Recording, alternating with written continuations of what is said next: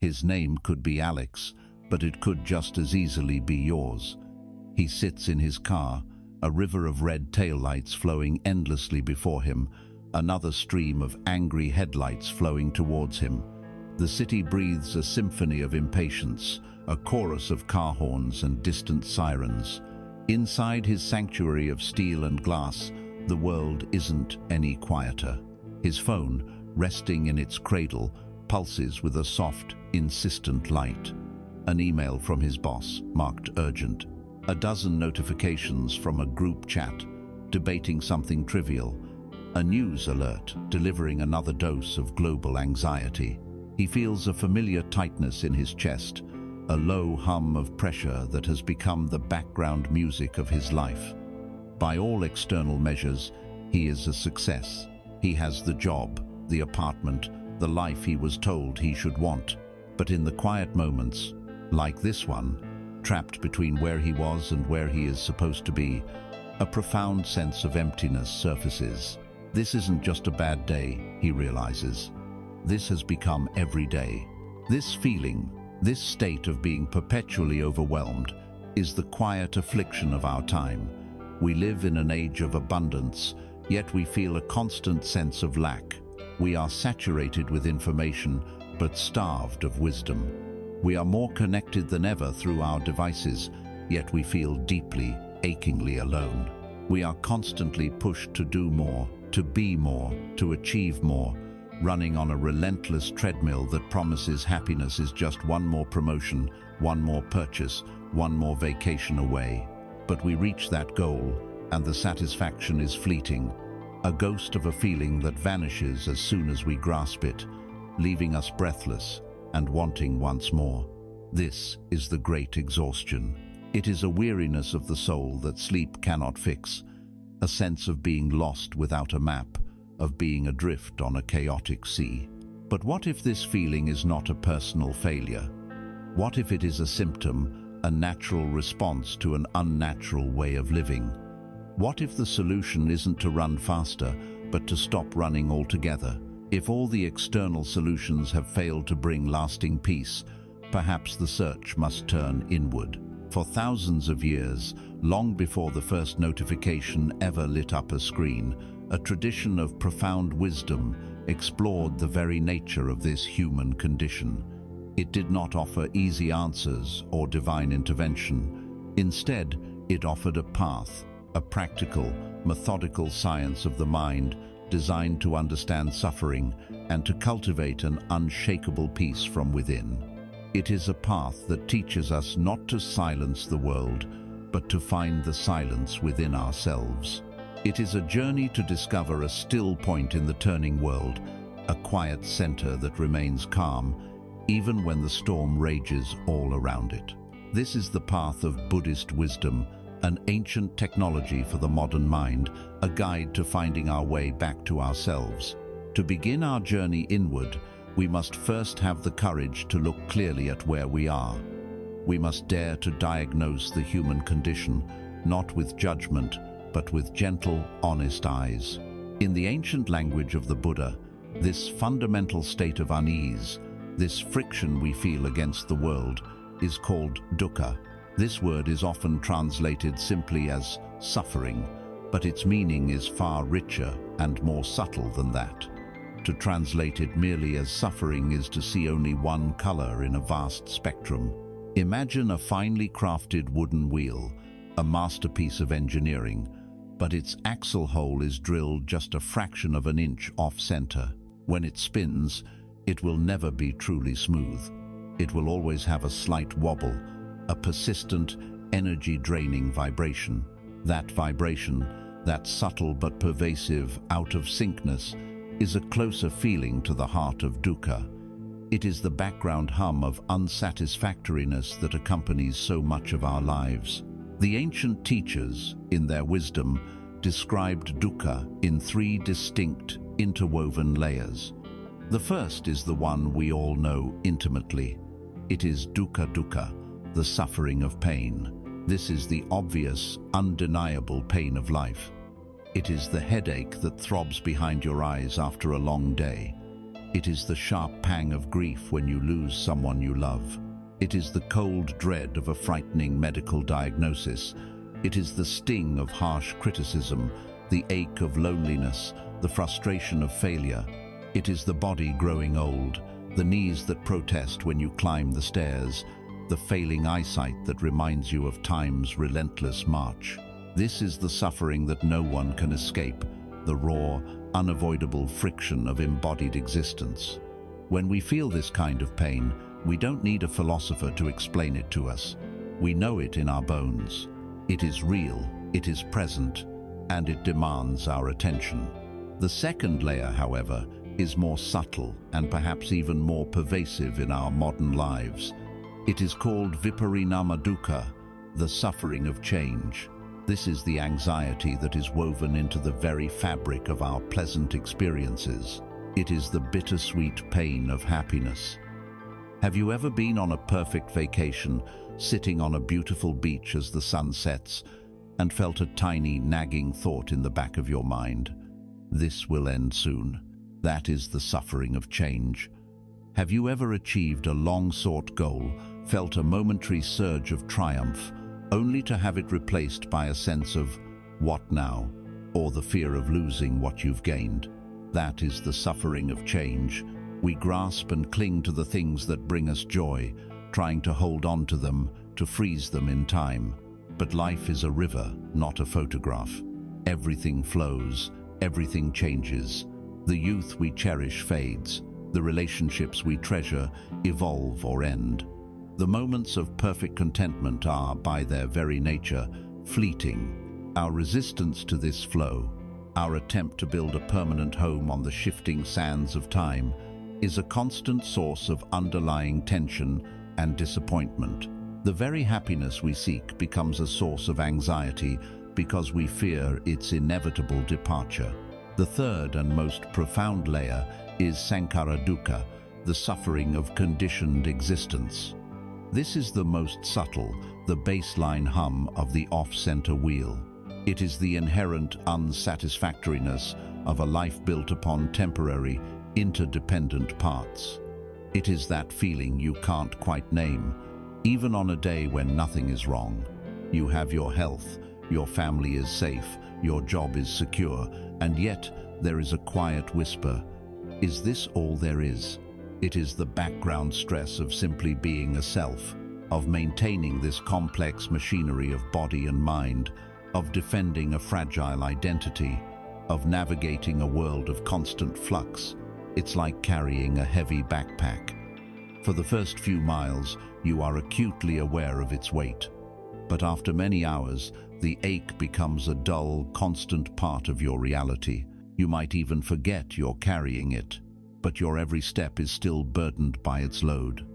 Sankhara dukkha is the weight of that backpack. It is the deep, existential unease that arises from being a separate, vulnerable self in a vast, impersonal universe. It is the friction that comes from our deepest conditioning, the programming that tells us we are solid and permanent in a world that is fluid and transient. This understanding is not meant to be a philosophy of pessimism. It is a diagnosis, and a diagnosis is an act of hope. It is an act of supreme realism. There is a famous story that illustrates this moment of awakening. A young prince, Siddhartha Gautama, was raised in a palace of immense luxury, shielded from all the unpleasantness of the world. His father, the king, had decreed that the prince should never witness sickness, old age, or death, for fear it would turn him away from his royal destiny. The palace was a carefully curated world of pleasure, beauty, and youth, an echo of our own modern attempts to build a life free from discomfort. But one day, the prince insisted on leaving the palace walls, and on his journeys, he encountered 4 sights that shattered his illusions. First, he saw an old man, his body bent and frail, struggling to walk. For the first time, Siddhartha understood the reality of aging. Then, he saw a sick person lying by the roadside, ravaged by disease. He understood the reality of illness. Next, he saw a corpse being carried to its cremation. He understood with chilling finality, the reality of death. These three sights were his direct confrontation with dukkha. He saw that the beauty and pleasure of his palace were a fragile lie, a temporary dam holding back an ocean of inevitable change and decay. This could have been a moment of utter despair. But then he saw a fourth sight, a wandering ascetic, a holy man who was homeless and owned nothing, yet whose face was radiant with a profound sense of peace. He was calm, centered, and serene, even in the midst of a world that contained all this suffering. This fourth sight changed everything. It ignited in the prince a revolutionary question. If suffering is a universal truth, but a human being can find peace within that truth, then what is the path to that peace? He did not run from the diagnosis. He did not try to retreat back into the palace of denial. Instead, he saw the diagnosis as the starting point of the most important journey a human can take. He realized that naming the sickness is the first, essential step toward finding the cure. And so it is for us. To acknowledge dukkha in our own lives is not to be negative or morbid. It is the bravest, most noble thing we can do. It is to stop pretending. It is to put down the heavy burden of feigning perfection. It is to finally say, yes, the wheel is off center. Yes, there is a friction, an unease. And in that honest admission, a space opens up. A space for a new question to arise, the very same question that the prince asked himself 25 centuries ago. If this is the truth of our condition, what is its cause? Where does this unsatisfactoriness truly come from? Having accepted the noble truth of dukkha, the unavoidable friction of life, we are no longer looking away. We are sitting with the diagnosis. This honest appraisal naturally gives rise to the next crucial question. What is the source of this unease? To explore this, the Buddha offered a simple yet profoundly transformative parable, one that holds the key to liberating ourselves from the majority of our mental anguish. It is the parable of the second arrow. Imagine you are walking through a forest. Suddenly, and without warning, an arrow flies from the trees and strikes you in the arm. The wound is painful, a sharp, searing reality. This is the first arrow. It is the unavoidable pain of life. It is the unexpected illness, the loss of a job, the betrayal of a friend, the harsh words spoken in anger. It is the car that cuts you off in traffic, the flight that gets cancelled, the project that fails. These first arrows are an intrinsic part of the human experience. As long as we are alive, we will be exposed to the winds of fortune and misfortune. There is no life, no matter how carefully planned or privileged, that is immune to these first arrows. They simply happen. The pain they cause is real, the dukkha we spoke of. This is the initial impact. But what happens next, in the moments after the first arrow strikes? This is where the teaching becomes deeply personal.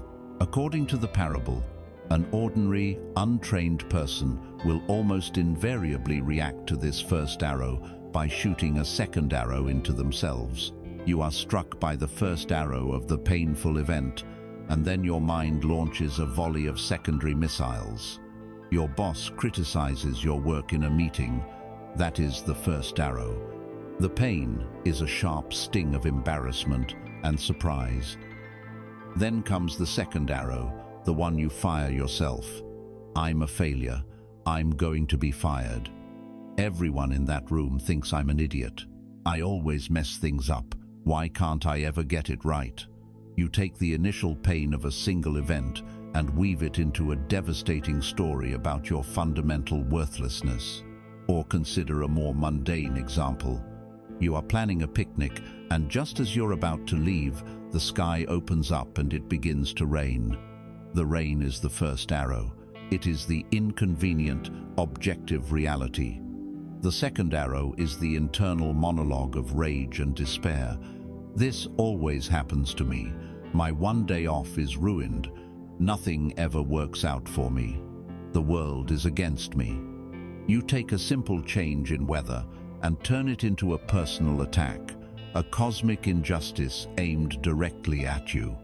You are stuck in traffic, a first arrow of delay. The second arrow is the surge of adrenaline, the white-knuckled grip on the steering wheel, the anger that poisons your mood for the next 3 hours, long after the traffic has cleared. The pain of the first arrow might last a few moments. The suffering created by the second arrow can last for days, weeks, or even a lifetime. This is the crucial distinction, the difference between pain and suffering. Pain is the unavoidable sensory and emotional data of the first arrow. Suffering is the elaborate, optional narrative we construct around that pain. It is the story of blame, of shame, of fear, of victimization. It is the rumination that replays the event over and over again. It is the catastrophizing that takes a single problem and projects it into a future of guaranteed misery. The first arrow is what happens to us. The second arrow is what we do to ourselves. Our minds, in an effort to make sense of the world and protect us, have developed a powerful habit of storytelling. This mental narrator is relentless. It takes the raw data of an event and immediately begins to interpret, judge, and spin a tale. This mechanism likely evolved to help us survive, to remember which berries were poisonous and which tigers were dangerous. But in our complex modern world, this storyteller has become an overactive, anxious tyrant. It sees threats where there are only difficulties. It sees personal attacks where there is only impersonal circumstance. It takes the clean pain of a first arrow and dips it in the poisons of aversion, craving, and delusion. We feel the pain, and we have an aversion to it. We want it to go away. I hate this feeling, we think, which is a second arrow. We crave a reality different from the one we have. It shouldn't be raining, we insist. Another second arrow. We operate under the delusion that we should be able to control the uncontrollable. Another second arrow. This is how we become our own tormentors. The initial wound is real, but it is the infection of our own reactions that causes the true sickness. Think of the chemistry of it all. The first arrow might cause a momentary spike of cortisol, a natural stress response. But the second arrows the endless worrying, the replaying of angry conversations in your head. The simmering resentment keep that stress response activated. They marinate your body and mind in a corrosive bath of stress hormones, preventing you from ever returning to a state of balance and peace. This is how a 5-minute argument with a partner can lead to a sleepless night and a ruined next day. It wasn't the argument itself that did it. It was your mind's refusal to let the argument be over. You kept firing second, third, and fourth arrows long after the initial conflict had ended. The profound liberation offered by this teaching is not the promise of a life without first arrows. That would be a false promise. The liberation lies in the realization that the second arrow is optional. It is a habit, a deep and powerful one, but a habit that can be seen, understood, and ultimately released. The space between the first arrow striking and our habitual reaction to it is infinitesimally small. But within that space lies all of our power and all of our freedom. To cultivate the ability to pause in that space, to simply be with the raw pain of the first arrow without immediately launching the second, that is the very heart of spiritual practice. It is the beginning of wisdom. When we can see this pattern in ourselves, not with judgment, but with a curious and compassionate attention, we stop being a victim of our own minds. We can feel the sting of criticism and learn to say, this is the feeling of being criticized. This is the first arrow. It hurts. I don't have to add the story that I am a failure. We can feel the frustration of a traffic jam and say, this is the feeling of being delayed. This is the first arrow. I don't have to add the anger that will ruin my evening. This is not about suppression or denial. It is about non-amplification. It is the art of letting pain be just pain without turning it into suffering. So we see that our own mind, our own reactive patterns, are the primary source of our prolonged misery. We are the ones holding the bow. But this begs a deeper question. What is the force that draws the string? What is the powerful energy within us that fuels these reactions of blame, fear, and storytelling? If the second arrow is our reaction, we must now look at the very nature of that reactivity. This leads us to the heart of the Buddha's diagnosis, the unquenchable, relentless thirst that drives the human heart.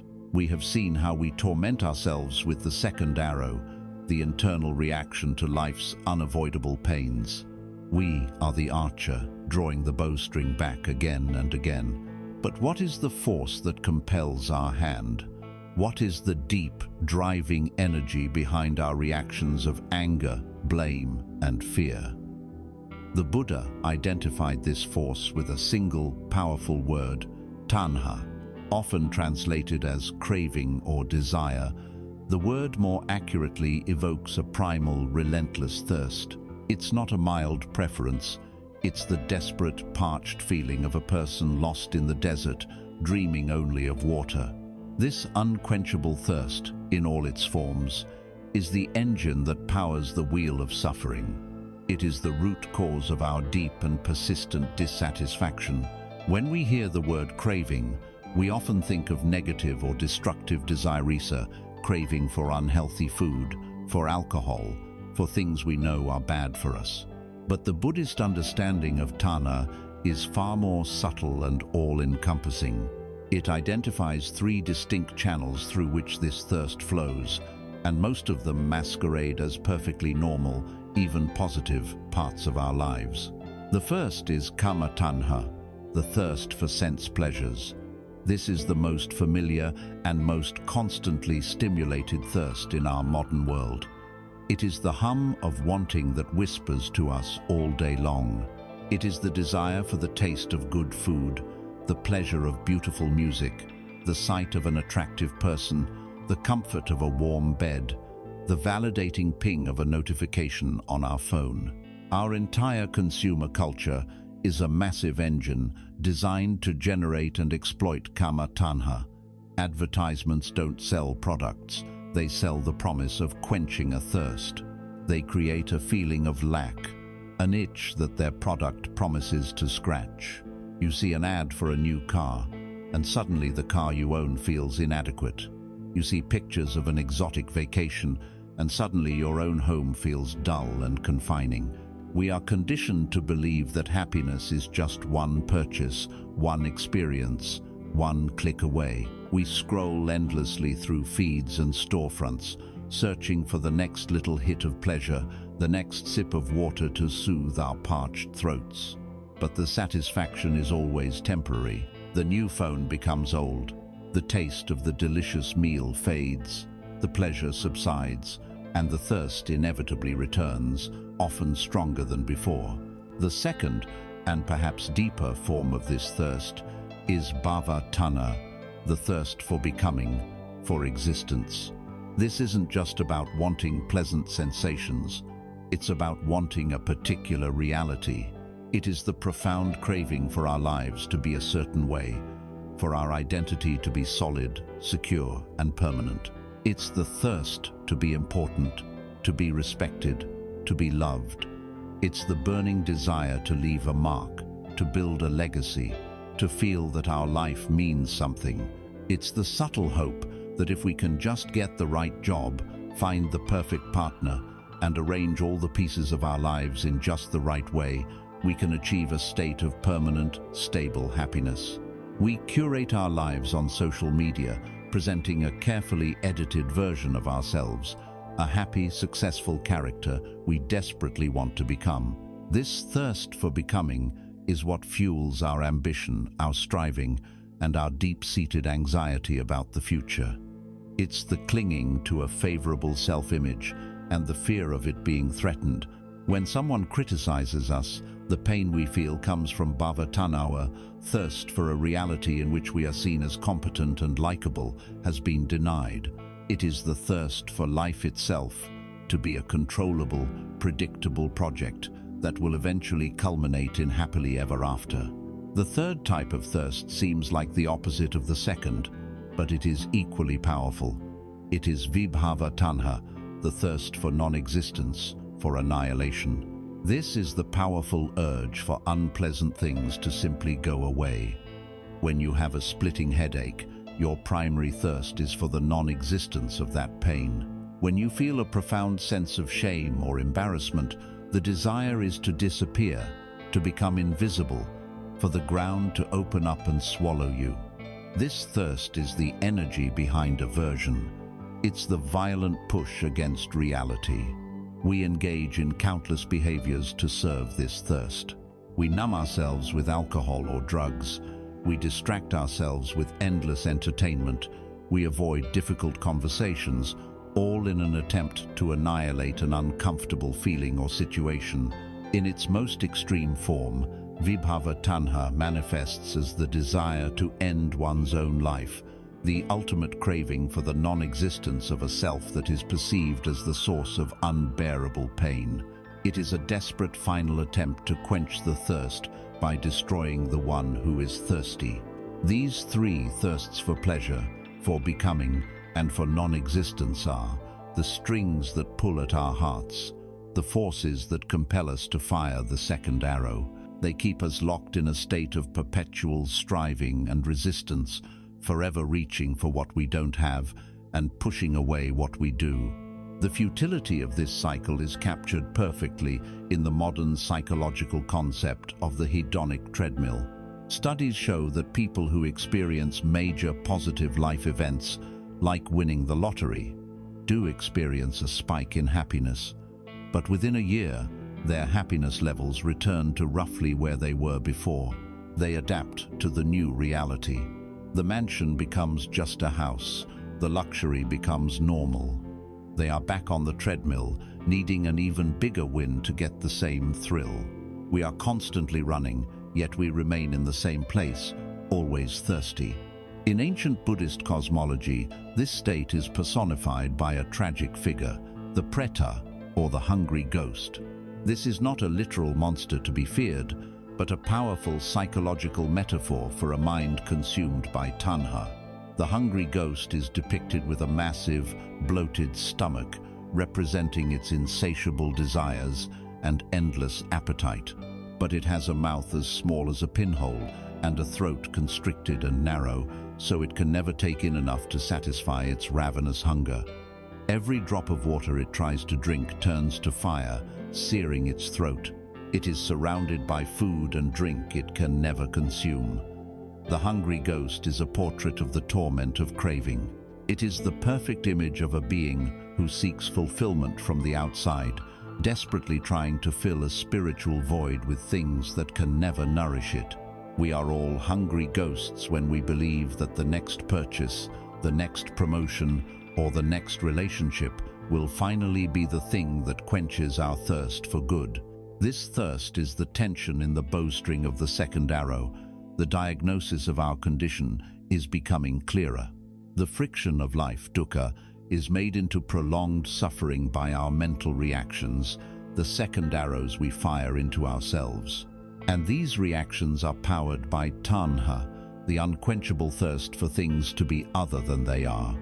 The radical insight of this path is that the solution is not to quench the thirst by finally getting what we want. That is impossible, a fool's errand. The solution is to understand the nature of the thirst itself, and in doing so, to be freed from its tyranny. This requires us to ask one more fundamental question.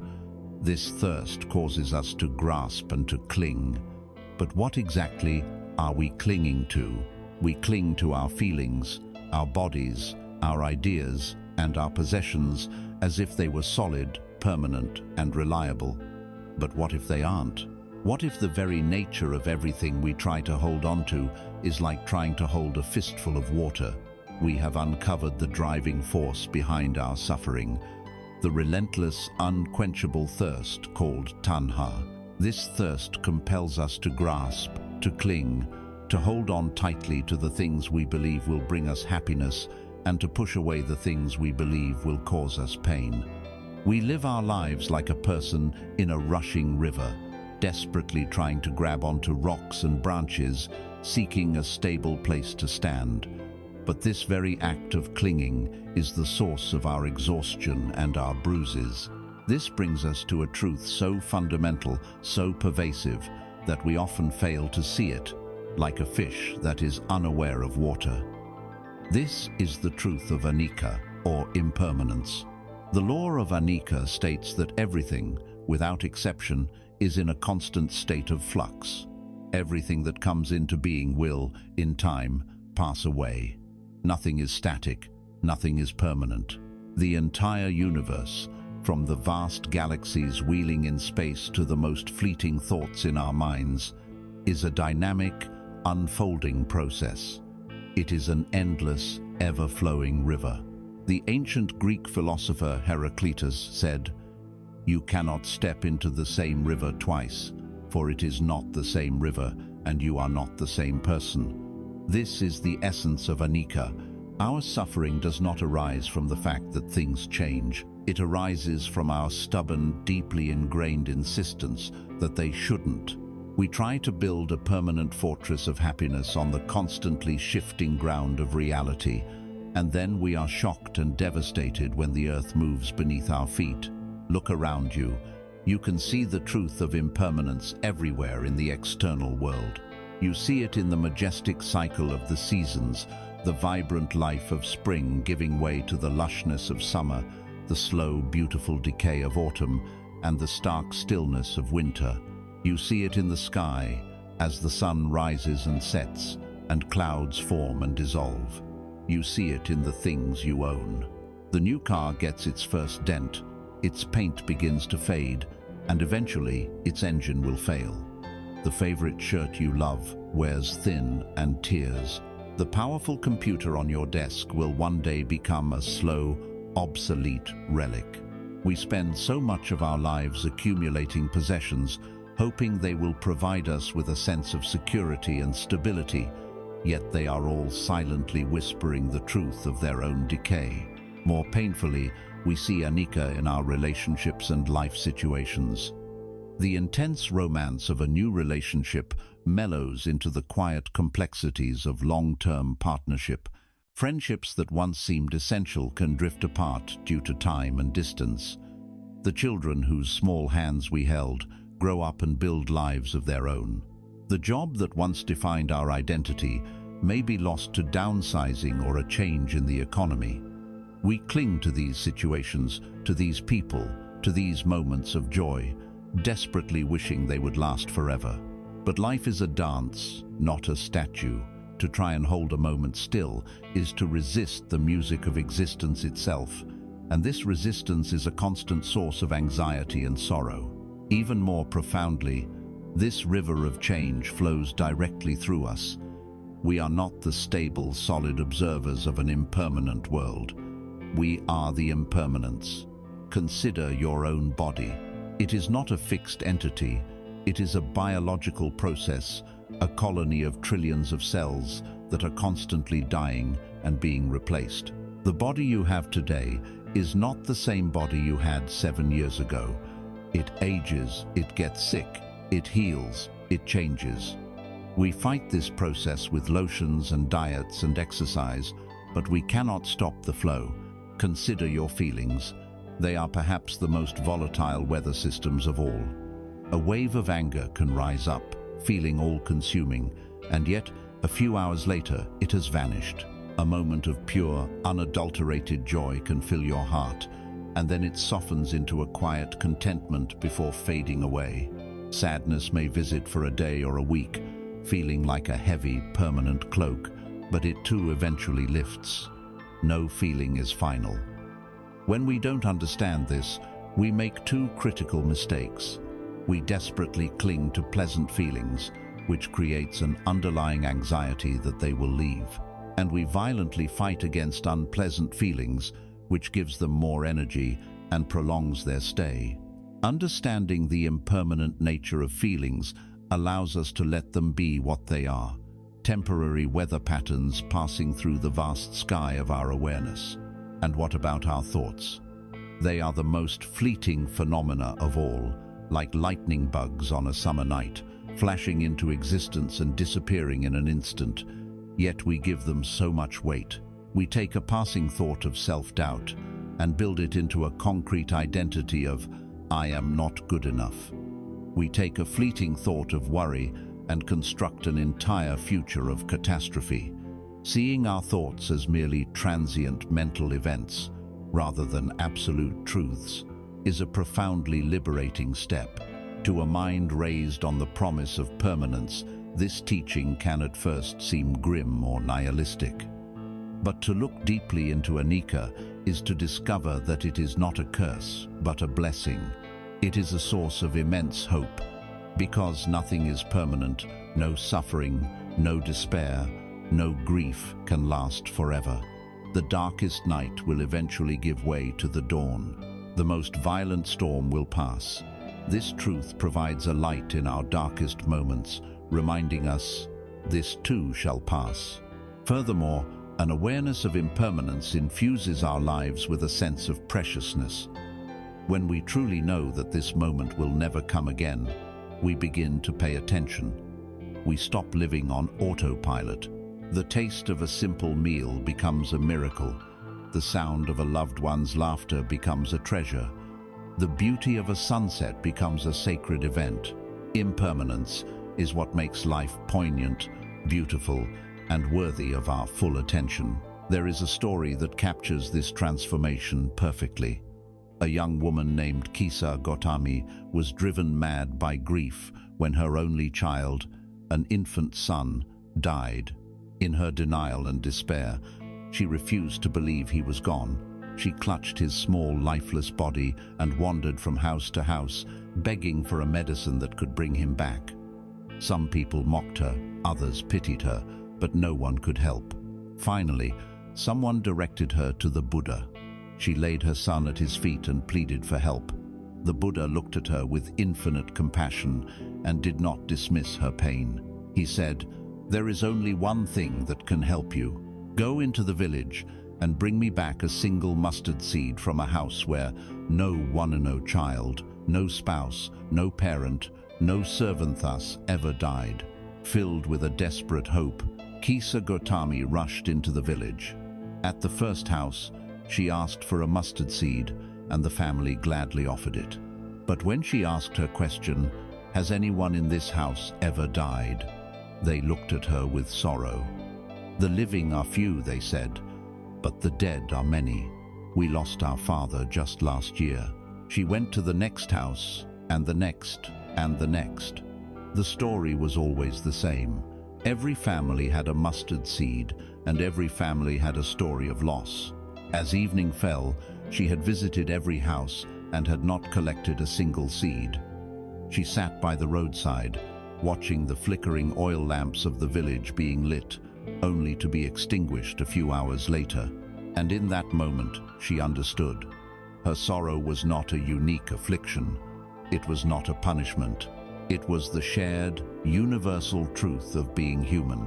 Death was not a thief that had singled her out. It was a fundamental law of life, woven into the very fabric of existence, as natural as the lamps being extinguished in the night. In that moment of profound acceptance of anicca, her frantic clinging dissolved, and while her sadness remained, it was now held in a vast, compassionate space of understanding. Our unquenchable thirst, tanha, drives us to cling with all our might. But the fundamental nature of the universe, anicca, means that everything we cling to is like sand slipping through our fingers. The friction between our grasping for permanence and the reality of constant change is the fire that forges our suffering. This leads us to the most profound and challenging question of all. Of all the impermanent things we cling to, which one do we believe most fiercely to be solid, separate, and unchanging? What is the one object we are most terrified of losing? It is, of course, that entity we call me. We have journeyed into the heart of our human predicament. We've seen that our suffering is not caused by the world itself, but by our reactions to it, the second arrows we fire into our own hearts. We've seen that this reactivity is fueled by a relentless thirst, a tanha, for things to be other than they are. And we've seen that this thirst arises from a fundamental conflict between our desire for permanence and the universal truth of impermanence, anicca, the ever-flowing river of change. Now, we arrive at the very center of the labyrinth, at the root of the root. We must confront the object we cling to most fiercely, the entity whose survival and comfort dictates our every thought and action. We must ask the most radical question of all: who or what is the I that is doing all this clinging? What is this self we are so desperate to protect? The answer offered by Buddhist wisdom is perhaps the most challenging and ultimately the most liberating insight in its entire treasury. The teaching is called anatta, often translated as no self or not self. This does not mean that you do not exist. You are clearly here, reading these words, breathing, thinking, feeling. Anatta is not a doctrine of annihilation. Rather, it is an invitation to investigate the nature of your existence.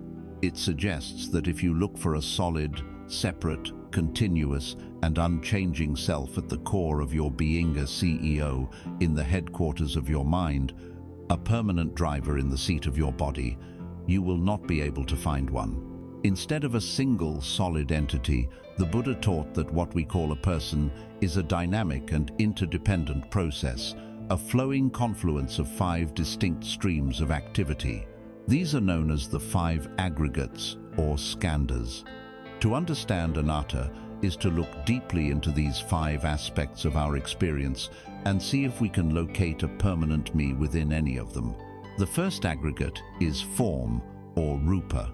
This is your physical body, the flesh, bones, blood, and breath. Is this body you? We certainly treat it as such, but as we've seen, this body is in a state of constant flux.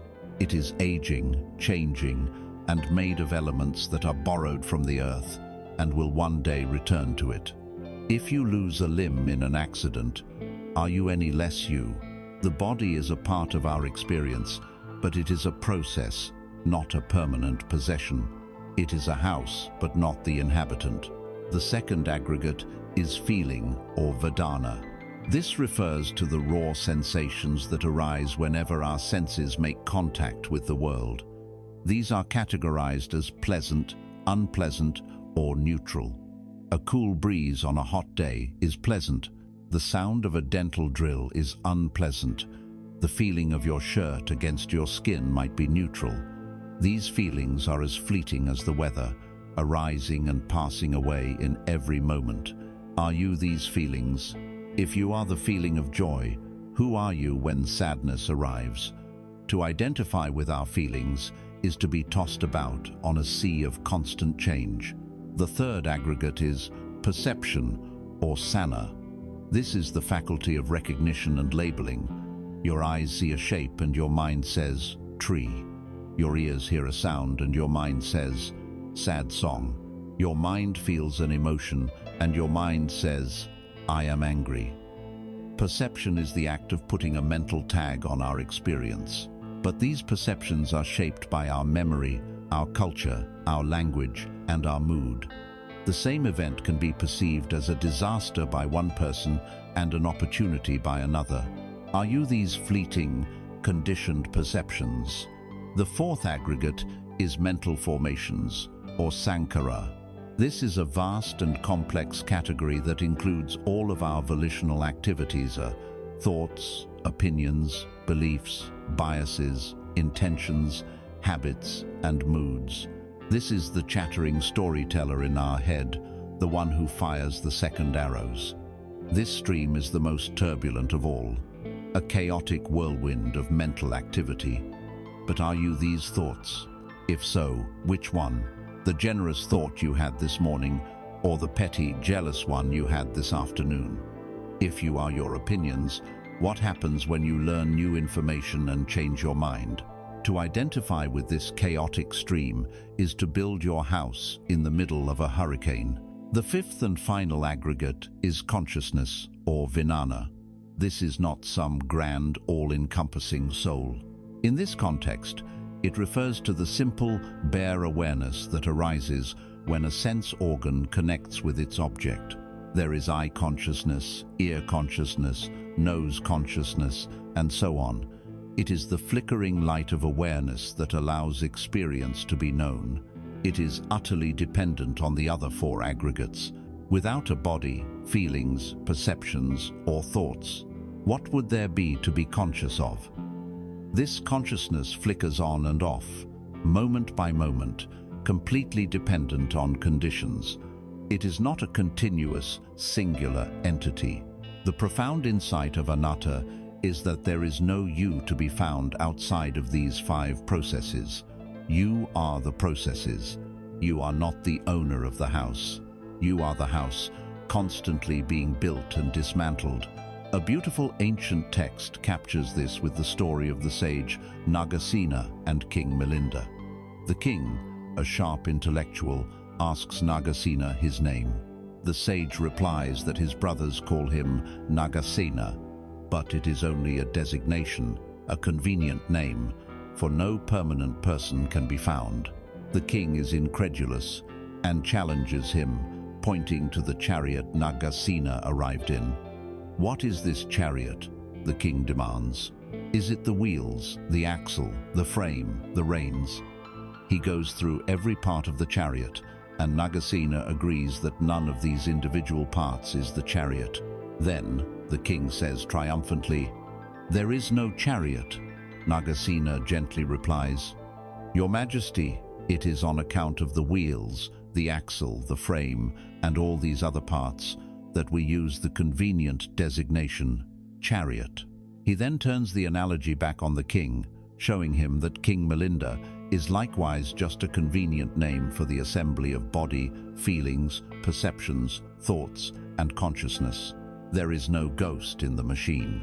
At first, this idea can be terrifying.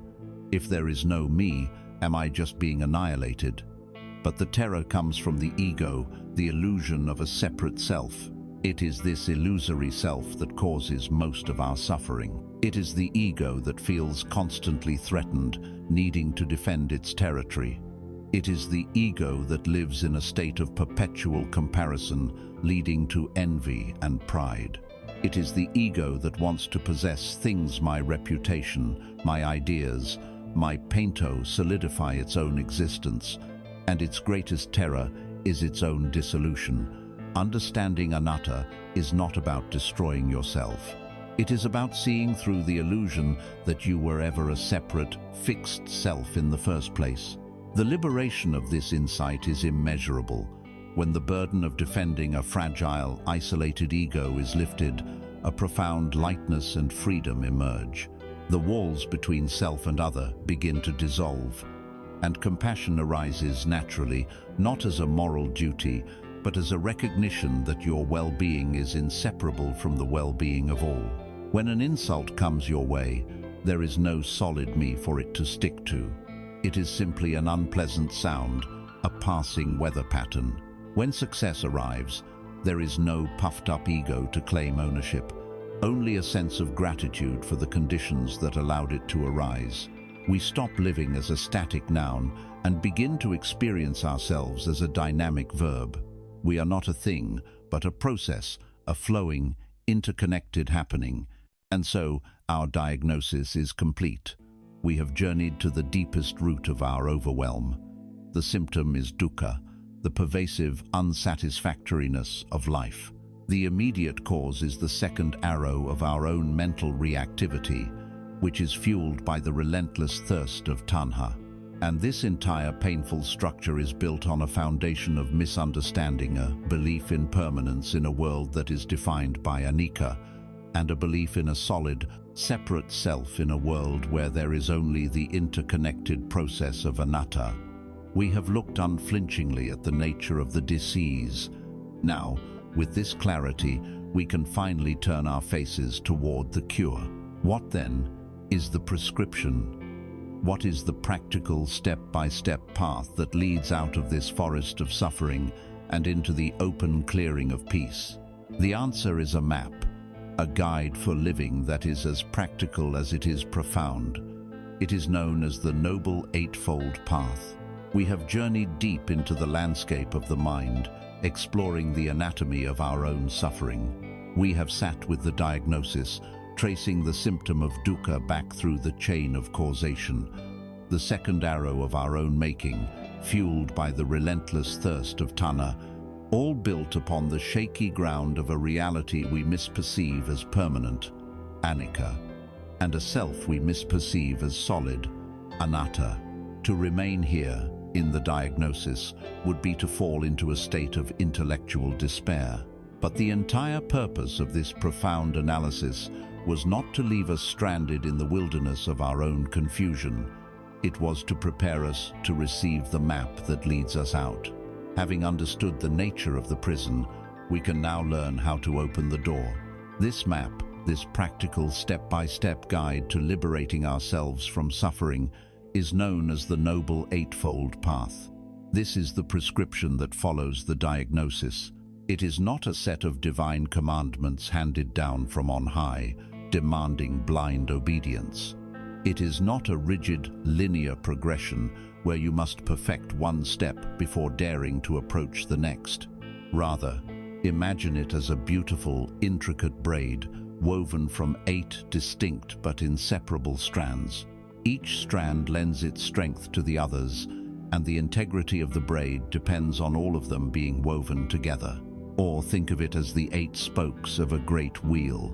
Each spoke is essential for the wheel to be balanced, strong, and capable of turning smoothly on its journey. This path is a holistic design for living, a comprehensive curriculum for cultivating wisdom, ethical conduct, and mental discipline. Before we explore these 8 strands, we must first understand a key word that precedes each one: the word right. In our modern language, right immediately implies a wrong. It can sound moralistic, rigid, and judgmental. But the original Pali word, samma, has a much richer and more practical meaning. Samma is better translated as skillful, wise, wholesome, or complete. It refers to that which is effective, that which skillfully leads to the intended result, the end of suffering for ourselves and for others.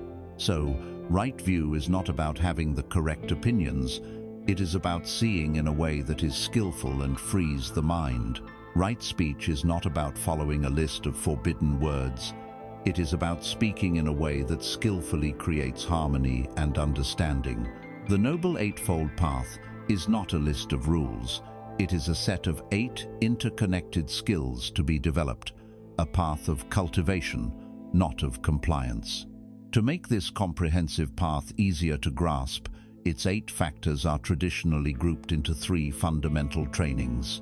These are the pillars that support a life of awakening. The first is ethical conduct, or sila. This is the foundation of the path. It concerns our direct engagement with the world, how we use our words, our actions, and how we make our living. It includes 3 factors: right speech, right action, and right livelihood. Sila is about creating an external life that is peaceful, harmless, and supportive of our internal work.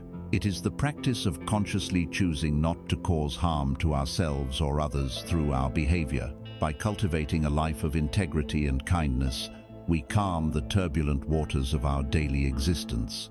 We reduce guilt, regret, and conflict, creating a stable and clear environment in which our mind has a chance to settle. The second training is mental discipline, or samadhi. If sila is about calming our external world, samadhi is about training our internal world. It is the direct cultivation of a mind that is focused, calm, and resilient.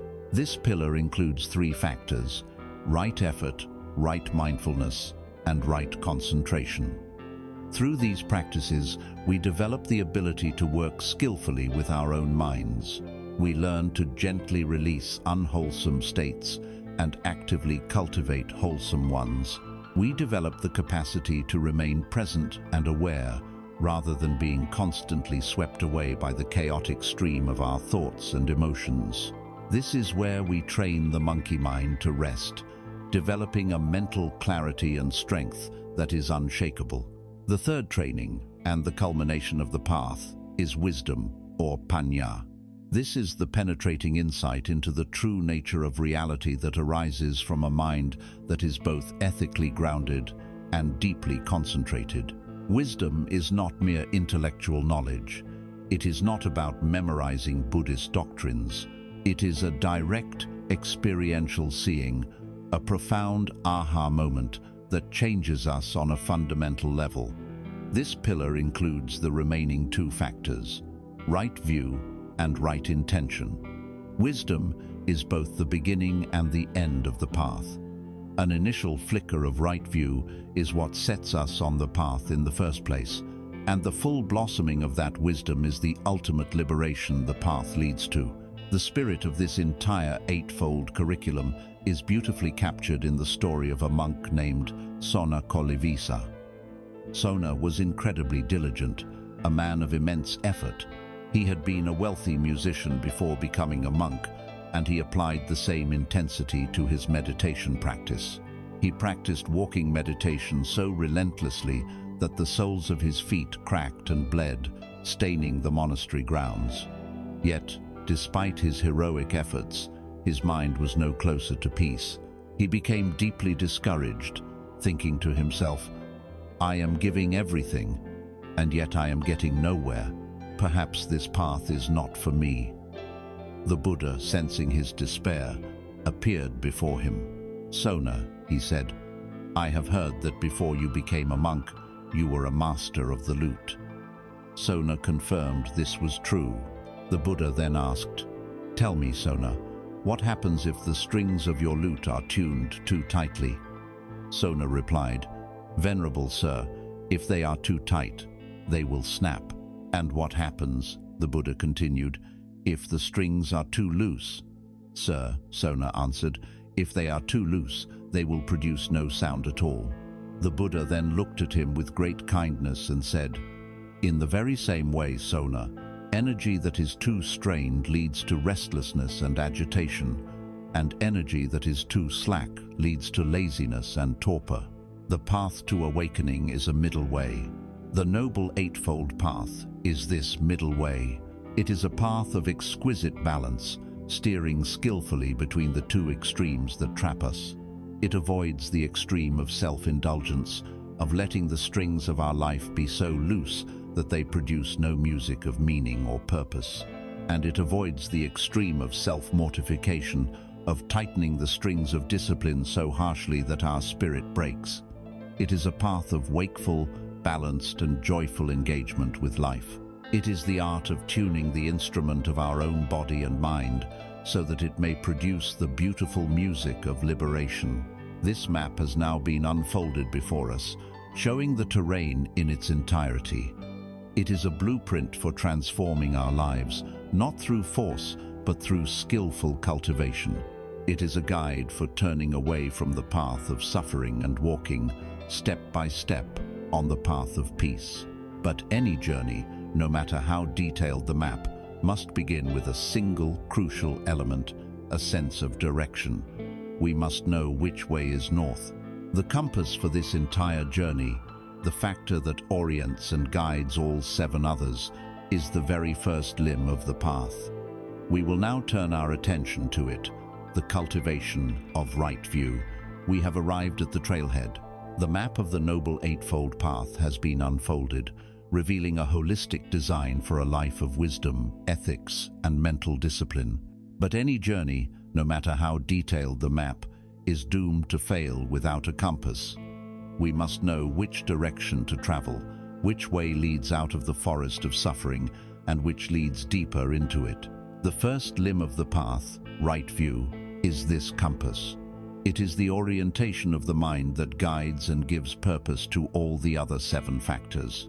Without right view, our efforts, no matter how sincere, can be misguided. We can practice meditation with great diligence, but use it only to escape our problems. We can live an ethical life out of fear or a desire for reward. Right view ensures that our journey is not just a wandering, but a conscious, skillful movement toward liberation. it is crucial to first understand what right view is not. It is not about adopting a new set of beliefs, dogmas, or religious doctrines to be accepted on blind faith. The path of awakening does not ask you to trade your old set of unquestioned beliefs for a new one. It is not about winning arguments, proving a philosophical point, or being intellectually correct. The aim is not to collect correct opinions, but to free the mind.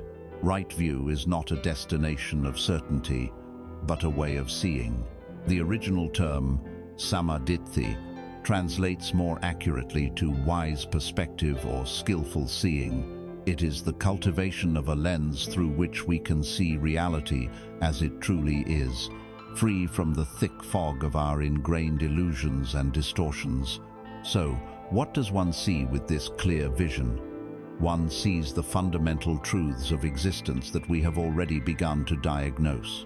The cultivation of right view is the process of taking these concepts from the realm of ideas and transforming them into a lived, experiential reality. It is the direct seeing of the Four Noble Truths in the laboratory of your own life. You see, not as a theory but as a felt truth, that there is a fundamental unsatisfactoriness, a dukkha, woven into conditioned existence.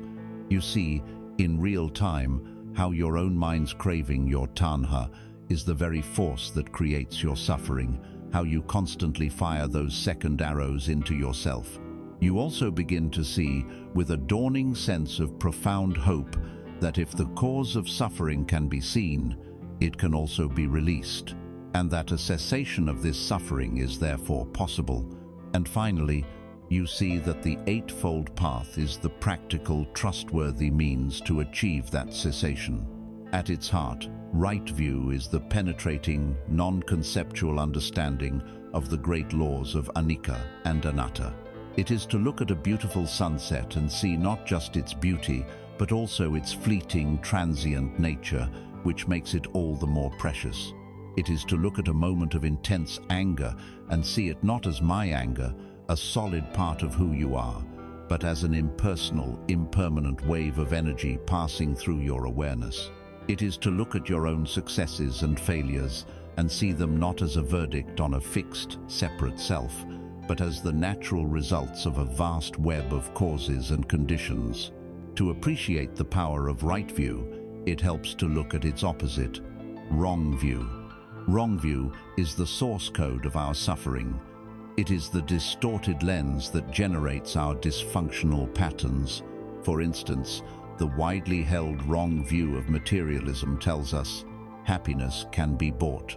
It is found in possessions, status, and sensory pleasure. This view leads directly to a life of frantic accumulation, debt, envy, and the gnawing emptiness that comes when our acquisitions fail to deliver on their promise of lasting fulfillment. Another common wrong view is that of nihilism, the belief that nothing matters, life is meaningless, and my actions have no real consequences. This view breeds apathy, despair, and a license for heedless behavior that harms both ourselves and others. A third wrong view is that of eternalism, the belief in a fixed, unchanging self. This is just who I am. People don't change. This view keeps us trapped in our habits, fuels our grudges, and makes us rigid and brittle in a world that demands fluidity. Wrong view is the faulty software that keeps running the same painful programs over and over again. Right view is the act of debugging that code, of seeing the errors and rewriting the program based on the truth. There is a timeless parable that perfectly illustrates this. A king once brought a magnificent elephant into his courtyard and summoned a group of men who had been blind from birth. He asked them each to touch the elephant and describe what it is. The first man touched the elephant's thick, sturdy leg and declared, "An elephant is a living pillar." The second man got hold of the tail and disagreed. "No, an elephant is like a rope with a frayed end." A third man touched the smooth, sharp tusk and said, "You are both wrong.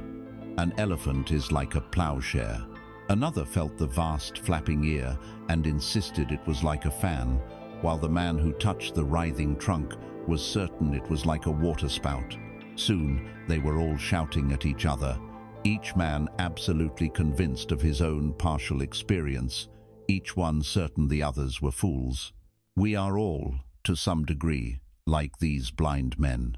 We grasp one small piece of reality, one limited perspective, and mistake it for the whole truth. Wrong views are these fragmented perceptions held with an arrogant certainty. Right view is the perspective of the one who can see. It is the ability to step back and behold the entire elephant. The pillar like legs, the rope like tail, the fan like ears, all of it, understanding how these different parts connect to form a single, complex, and wondrous whole. It is the shift from a fragmented and combative perspective to one that is holistic, compassionate, and wise. This wise perspective is not something that appears all at once. It develops in stages. It begins as a kind of borrowed wisdom, what is called conceptual right view. We hear these teachings, we read about them, we find that they resonate with our own experience. We begin to think, perhaps this is true, perhaps my suffering really does come from my own craving. This is like being given the map for the first time.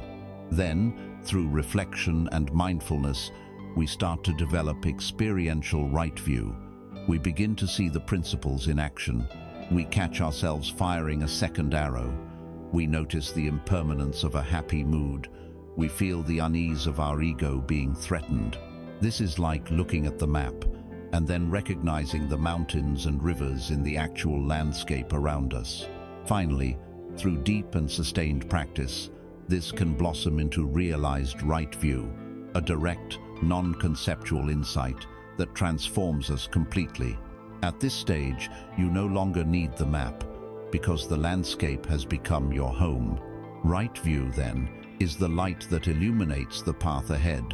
It provides the context and the why for all our spiritual efforts. It ensures we are not just practicing techniques, but are engaged in a profound process of reorienting our entire being toward truth and freedom. With this compass held firmly in our hand, with our eyes beginning to adjust to the light and see the world with a new clarity, the very next question naturally arises. Now that I see the way, how do I align my heart and my will to walk it? How do I translate this clear seeing into purposeful action? This brings us to the second strand of the braid, the cultivation of right intention. With our compass of right view in hand, we have a clear and accurate understanding of the landscape of our lives. We can see the mountains of impermanence, the rivers of desire, and the illusory forests of the self. We know the direction we need to travel to find our way out of suffering, but a compass alone cannot move a ship. A ship needs a rudder, a means of steering its course, moment by moment, through the shifting currents and winds. The second limb of the path, right intention, is this rudder. It is the quality of our will, the conscious purifying of our inner motivations that translates our clear seeing into skillful living. It is the heart's resolve to align itself with wisdom. Right view addresses the what of our experience. Right intention addresses the why. Why do you do what you do? What is the deep underlying motivation for your thoughts, words, and actions? Our intentions are the seeds from which our entire life grows. A poisonous seed of hatred, no matter how carefully tended, can only produce a poisonous plant. A healthy seed of kindness, even if it struggles at first, will eventually bear sweet fruit. The practice of right intention is the art of becoming a conscious gardener of the mind, learning to recognize the difference between seeds of suffering and seeds of freedom, and choosing, with deliberate care, which ones we will plant and nourish. The Buddha taught that right intention has three essential facets. These are three resolutions of the heart that, when cultivated together, steer us directly toward peace. The first facet is the intention of renunciation. In our modern culture, the word renunciation can sound severe and joyless, conjuring images of self-denial and bleak austerity. But in this context, Its meaning is profoundly liberating. It is not about renouncing the world, but about renouncing the causes of suffering. It is the intention to let go of the frantic, thirsty grasping of tanha that keeps us chained to the wheel of dissatisfaction. It is a conscious turning away from the complex addictions of the ego and a turning toward the simple freedom of a contented heart. When you are caught in a cycle of wanting the next new gadget, the next hit of validation on social media, the next promotion, the intention of renunciation is the gentle inner whisper that says, "Perhaps my happiness does not lie there. Perhaps I can be content with what is." When you are clinging tightly to an old resentment, replaying an argument in your mind for the 100th time, the intention of renunciation is the willingness to unclench your fist and let it go, not for the other person's sake, but for your own peace. It is the choice to value inner freedom over outer accumulation, to value peace over being right. It is a radical commitment to simplicity in a world that screams for complexity. It is the deep, quiet resolve to stop feeding the hungry ghost within. The second facet is the intention of goodwill. This is the direct and powerful antidote to the poison of ill will, anger, resentment, and hatred. It is the active cultivation of what is known as metta, or loving kindness. It is the sincere and unconditional wish for all beings, without exception, to be happy and well. This is far more than mere politeness or the absence of overt hostility. It is a warm, benevolent friendliness that we actively nurture in our hearts as our default response to the world. When someone cuts you off in traffic, the habitual intention is one of anger and ill will. The intention of goodwill is to pause, take a breath, and silently wish, "May you be safe. May you arrive where you are going without incident." When you hear of the success of a colleague, instead of allowing the poison of envy to arise, you consciously cultivate the intention of goodwill. May your success bring you happiness. May you continue to do well. This practice fundamentally transforms our relationship with others. We stop seeing people as competitors, obstacles, or tools for our own gratification, and start seeing them as fellow travelers, each one, just like us, wanting to find happiness and avoid suffering. Cultivating this intention dissolves the walls of separation and melts the ice of indifference that so often surrounds our hearts. The third and final facet is the intention of harmlessness. This is avihimsa, or compassion, the direct antidote to cruelty and aggression. If goodwill is the wish for others to be happy, harmlessness, or karuna, is the trembling of the heart in the face of suffering, and the sincere wish for that suffering to end. It is the recognition of our shared vulnerability. It is the active commitment not to add, through our own thoughts, words, or deeds, to the already vast ocean of pain in the world. This intention, crucially, must begin with ourselves. We are often our own harshest critics, judging our failures with a cruelty we would never direct at a friend. The intention of harmlessness means applying a radical compassion to our own imperfections, treating our own pain with tenderness and care. From this place of self-compassion, our sense of harmlessness naturally extends outward. We become more mindful of the impact of our choices. We consider the suffering involved in the food we eat, the products we buy, the industries we support. We become acutely aware of the potential for our words to wound and our actions to cause pain. It is the intention of harmlessness that makes our ethics, our sila, come alive, transforming it from a list of rules into a living expression of a compassionate heart. These three intentions of renunciation, goodwill, and harmlessness are the seeds of awakening. But they will not grow on their own. The garden of the mind, when left untended, is quickly overgrown with the weeds of our habitual negative patterns, greed, hatred, jealousy, and fear. These weeds grow effortlessly. They are hardy and require no cultivation.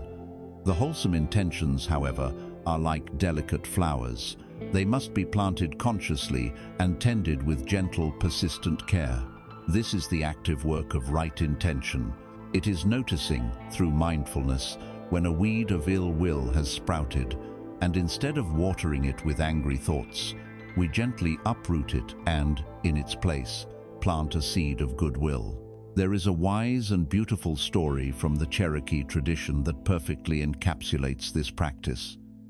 An elder is teaching his grandson about life. "A fight is going on inside me," he says to the boy. "It is a terrible fight, and it is between two wolves. One is evil, he is anger, envy, sorrow, regret, greed, arrogance, self-pity, guilt, resentment, inferiority, lies, false pride, superiority, and ego."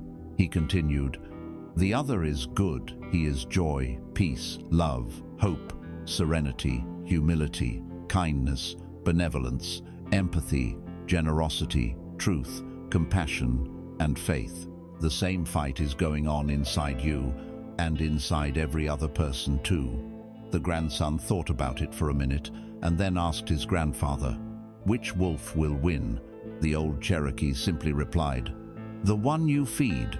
Right intention is the conscious, moment-to-moment choice of which wolf to feed. Every time we indulge in a fantasy of revenge, we are feeding the wolf of hatred. Every time we mentally rehearse our grievances, we are feeding the wolf of resentment.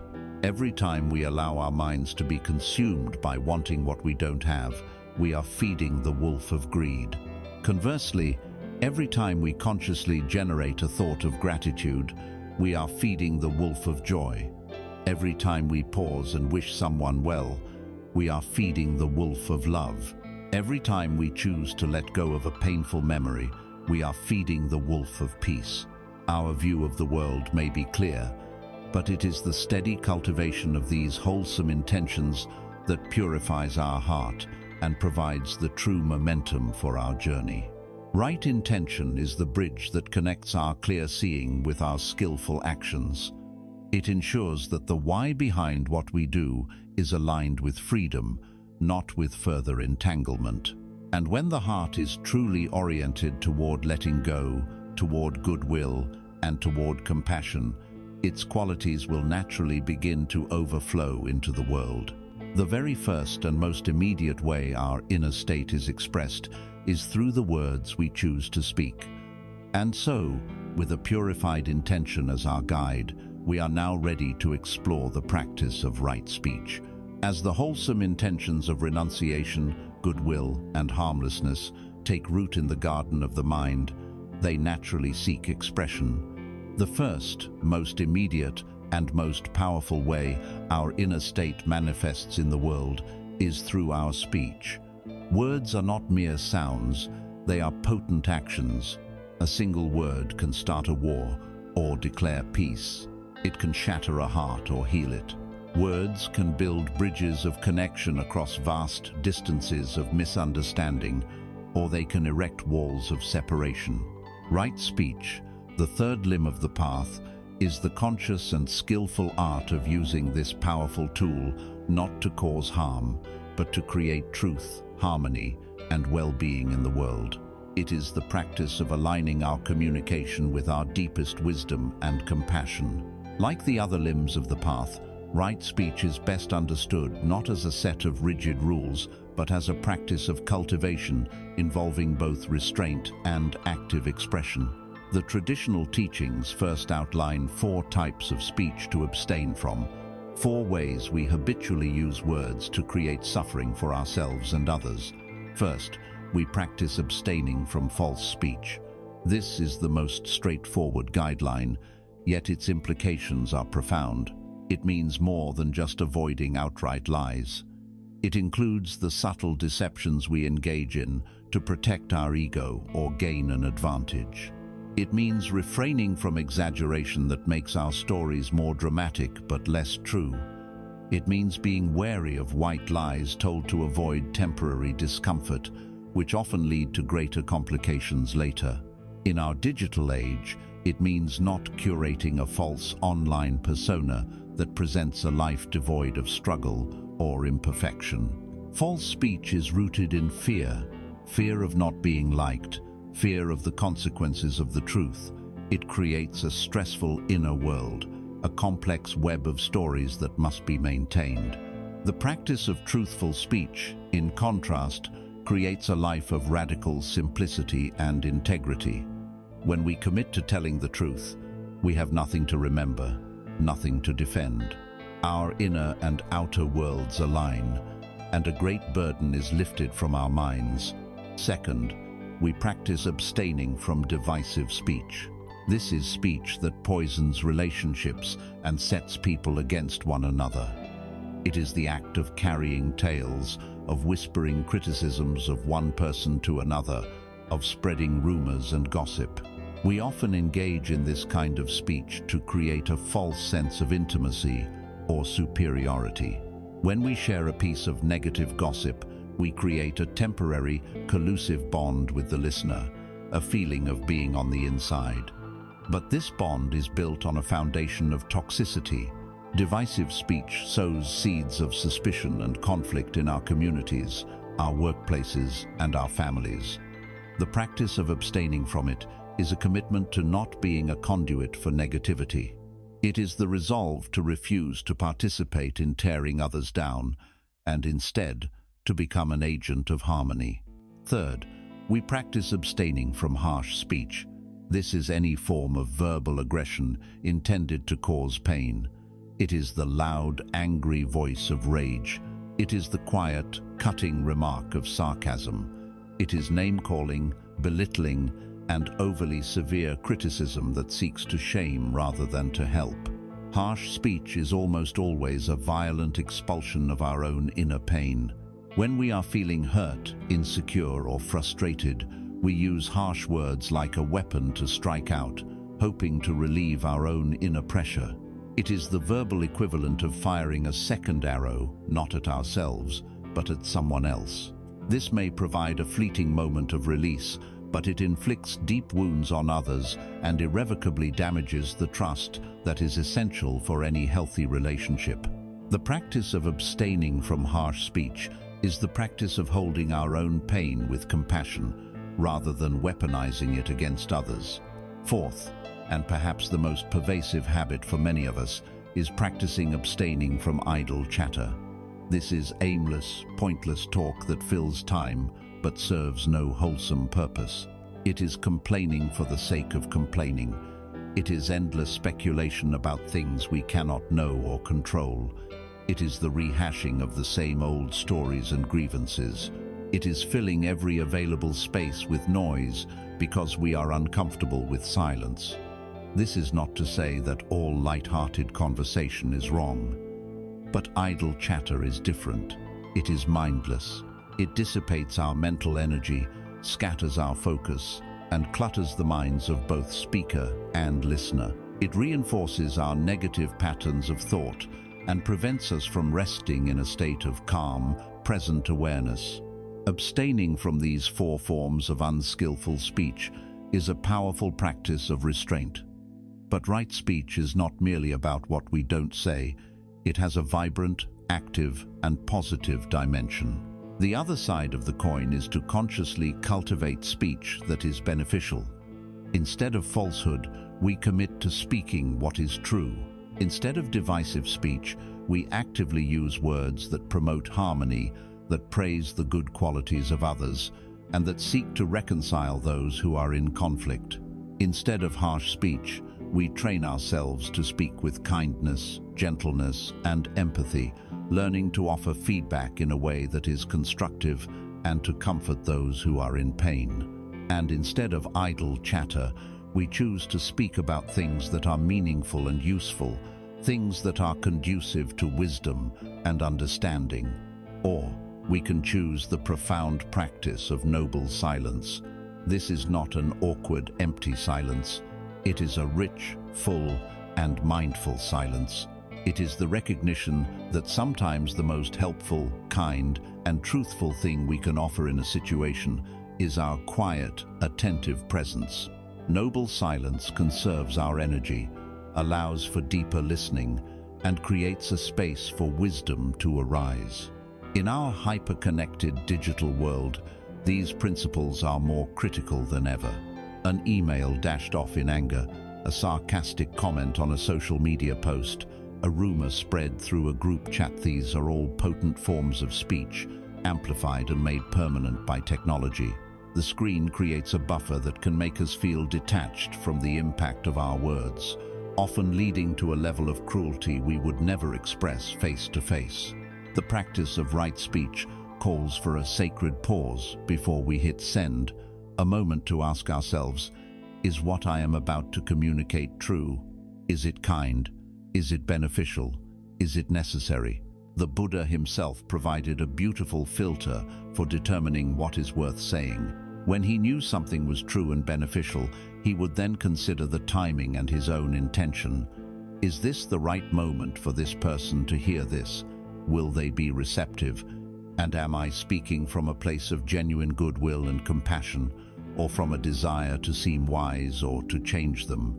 Only if something passed through all of these gates, being true, beneficial, timely, and spoken with a kind heart, would he say it. If it failed any of these tests, he would remain silent. Right speech is a deep and lifelong practice. It is the art of transforming our communication from a reactive habit into a conscious meditation. By purifying our speech, we are not only preventing harm, we are actively creating a more peaceful and compassionate world around us. We are weaving threads of clarity and kindness into the fabric of our daily lives, one conversation, one comment, one sentence at a time.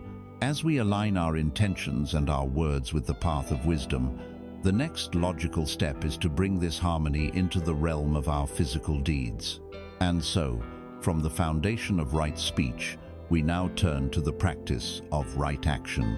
Having aligned our inner world through right intention and our primary mode of expression through right speech, we now arrive at the practice of bringing this harmony into the full scope of our physical lives. Right action, or Samakamanta, is the practice of embodying our wisdom and compassion in everything we do. It is where our inner cultivation becomes a visible, tangible force in the world. Our hands, our feet, our entire body become instruments of our practice. The question of right action asks us, is our physical presence in the world a source of healing and peace, or a source of harm and distress? It is the commitment to make our every deed an expression of a clear mind and a kind heart. The traditional framework for right action is presented as three fundamental areas of restraint. These are not meant as restrictive commandments from an external authority, but as wise, voluntary commitments we undertake for our own well-being and the well-being of all. They are guidelines for steering away from the most common ways we create suffering through our deeds. The first commitment is to abstain from taking life. At its most basic and essential level, this is a vow not to kill another human being. It is a fundamental recognition of the sanctity of life. But this principle extends much further. It is an invitation to cultivate a deep reverence for all living beings. It encourages us to be mindful of the creatures with whom we share this planet, to avoid causing them needless harm. For some, this may lead to dietary changes like vegetarianism. For others, it may simply manifest as a gentle attitude, a refusal to kill an insect out of anger or carelessness. More broadly, abstaining from taking life means abstaining from all forms of violence and aggression. It is a commitment to being a peaceful presence in the world, to not resolving conflicts with physical force, and to not supporting systems and structures that thrive on violence. It also applies to ourselves. It is a vow to stop harming our own bodies through neglect, abuse, or self-destructive habits, and instead to treat this precious vehicle of our life with care and respect. The second commitment is to abstain from taking what is not given. This obviously means we do not steal. We do not take the material possessions of others. But like the first principle, its deeper application touches many areas of our modern lives. Taking what is not given can include exploiting others for financial gain, taking advantage of someone's trust, or engaging in dishonest business practices. It can mean plagiarizing someone's work or taking credit for an idea that was not ours. In a more subtle sense, it can even mean stealing someone's time by being chronically late or stealing their peace of mind with heedless actions. At its core, this practice is a powerful antidote to the mind of greed and scarcity.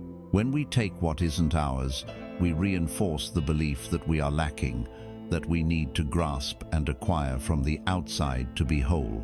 By committing to not taking what is not freely offered, we cultivate a mind of contentment, integrity, and generosity.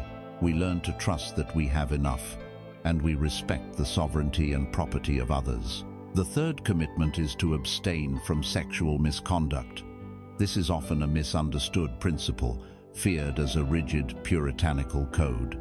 In reality, it is a simple and profound extension of the principle of non-harm into the powerful and intimate arena of our sexuality.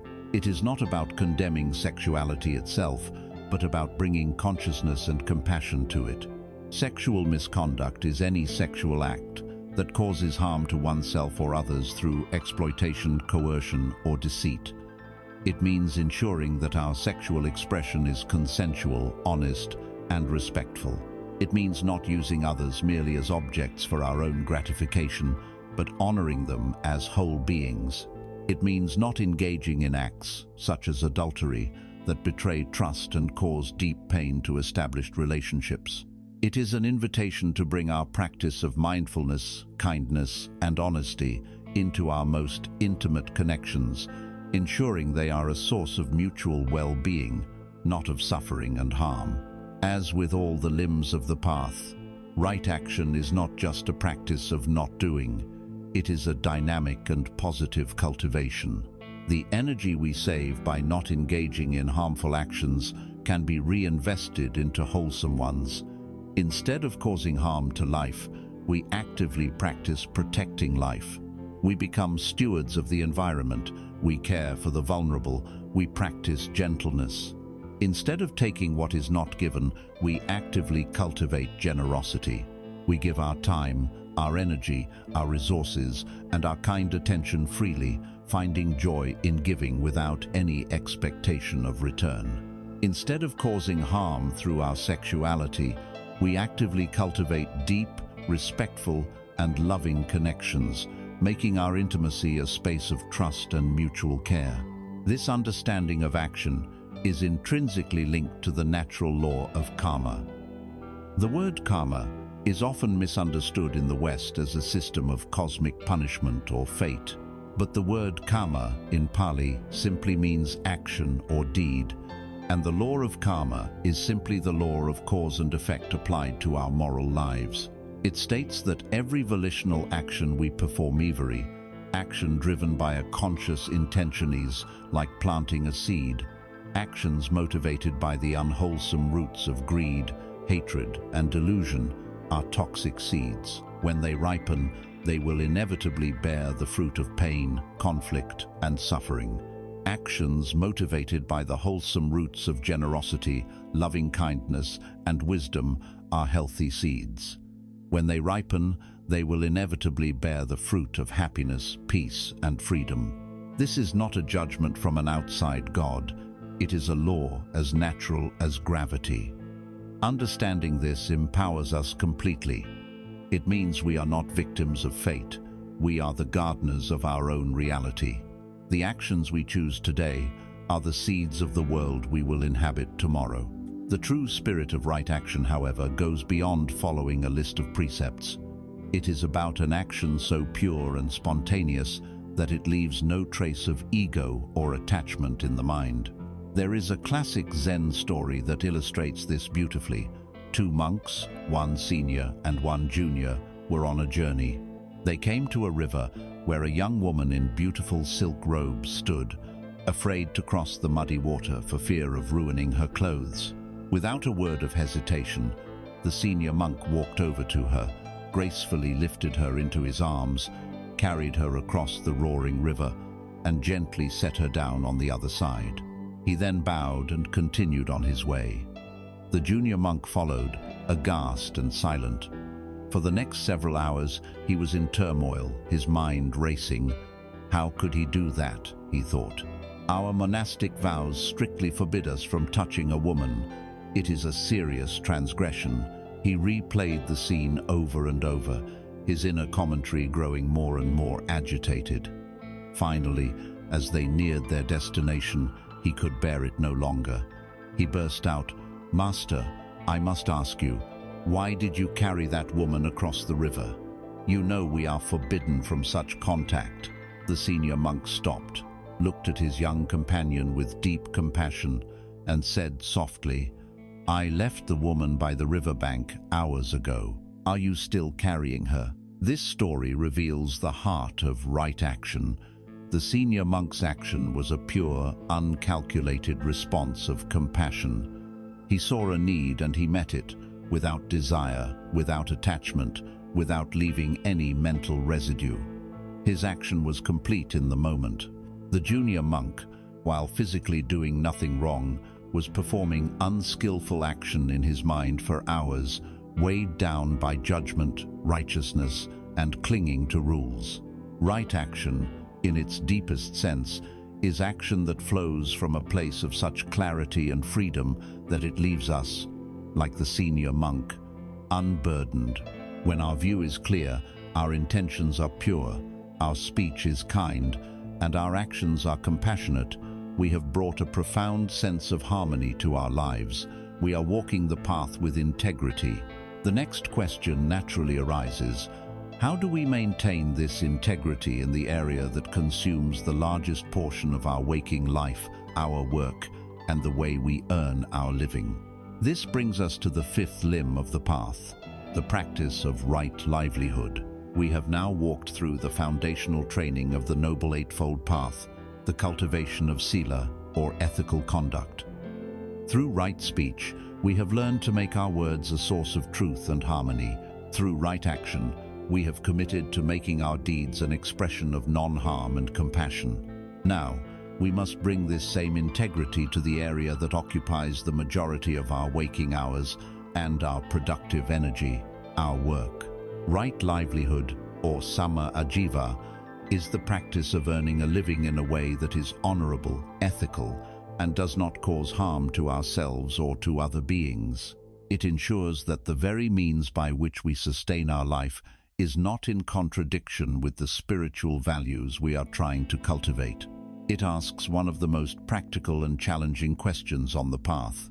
Is the work I do for 40 or more hours a week contributing to the world's well-being or to its suffering?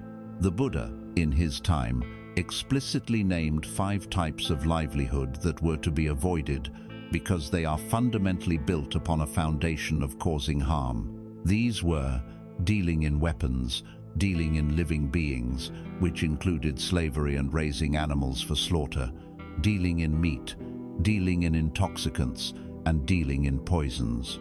In our modern, complex global economy, the spirit of these prohibitions provides a powerful lens through which we can examine our own professional lives. Dealing in weapons is straightforward. It is the business of facilitating violence and death. Dealing in living beings and meat points to industries that profit from the exploitation and killing of sentient life. Dealing in intoxicants refers to profiting from things that cloud the mind and lead to heedlessness, the very opposite of the mindful clarity we seek to develop. And dealing in poisons is the business of selling things designed to kill and destroy. While these categories may seem ancient, their modern equivalents are all around us.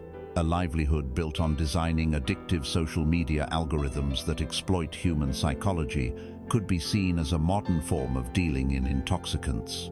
Working in an industry that knowingly pollutes the environment with toxic chemicals is a modern form of dealing in poisons. A career built on predatory lending practices that trap vulnerable people in debt could be seen as a form of exploiting living beings. The purpose of this reflection is not to create a rigid list of good and bad jobs, nor is it to induce guilt or prompt everyone to quit their careers and join a monastery. It is an invitation to mindful, honest inquiry. It asks us to look at the bottom line of our work, not just the financial bottom line, but the ethical one. Does my company's business model fundamentally rely on human greed, addiction, or ignorance? Does it exploit people or the planet? Does it create more division and conflict in the world? To engage with these questions honestly is a profound practice in itself. However, the essence of right livelihood goes much deeper than simply avoiding certain professions. For most of us, the practice is not about what we do, but how we do it. Almost any job, if performed with integrity, mindfulness, and a spirit of service, can become a noble profession and a field for practice. An accountant who practices with scrupulous honesty, refusing to help clients evade their responsibilities, is practicing right livelihood. A software engineer who advocates for user privacy and pushes back against designing manipulative features is practicing right livelihood. A barista who treats every customer with genuine warmth and kindness, offering a moment of pleasant human connection along with a cup of coffee, is practicing right livelihood. A manager who fosters a work environment free of toxicity, who listens to their employees with empathy, and who supports their growth, is practicing right livelihood. This shifts the focus from our job title to our moment-to-moment conduct within our job. The workplace, with all its challenges, becomes our monastery. A difficult conversation with a boss becomes an opportunity to practice right speech. A tedious and repetitive task becomes a training ground for patience and mindfulness. A high-pressure deadline becomes a laboratory for observing our mind's reaction to stress. Dealing with a competitive or unkind colleague becomes a powerful practice in cultivating goodwill and compassion. Seen through this lens, our work is no longer a distraction from our spiritual path. It is the path. It is the very ground on which we can cultivate wisdom and kindness. This perspective also transforms our relationship with the meaning of our work. We can begin to see it not just as a way to get a paycheck, but as an act of service. The person who cleans an office is not just mopping floors. They are creating a space of order and health that allows others to do their work peacefully. The person who writes computer code is not just typing characters. They are building tools that can connect people and solve problems. When we see our work as part of an interconnected web of service, we infuse it with a sense of dignity and purpose that no amount of money can buy. There is a story of a traveler who came upon a construction site where a great cathedral was being built. He asked one of the workers, a man grimly chipping away at a block of stone, what he was doing. "What does it look like?" the worker grumbled. "I'm cutting this stupid stone." The traveler moved on and asked another worker, who was doing the exact same task. "What are you doing?" he asked. The worker replied, "I'm earning a living to support my family." He moved on again and came to a third worker who was also cutting a block of stone, but he was humming and there was a light in his eyes. "And what are you doing?" the traveler asked. The worker paused, looked up at the rising structure and said with a smile, "I am building a cathedral." They were all performing the same action, but their intention and their view transformed the nature of their work. Right livelihood is the practice of seeing that, in our own way, we are all building cathedrals. A master craftsman was once asked how he could create such beautiful, intricate work. He replied, "I do not focus on creating a beautiful object. I focus only on making each single movement of my hands, each cut of my tool, as perfect and mindful as I can. The beauty of the object is simply the natural result of the care taken in each moment." This is the heart of right livelihood. Bring your full mindful attention to the task at hand. Answer this one email with integrity. Handle this one transaction with honesty. Listen to this one person with compassion. The honor of our livelihood is not found in a grand, abstract concept, but in the quality of attention and care we bring to the small, concrete moments that constitute our workday. With the cultivation of right livelihood, the training in ethical conduct is complete. we have built a solid foundation for our practice.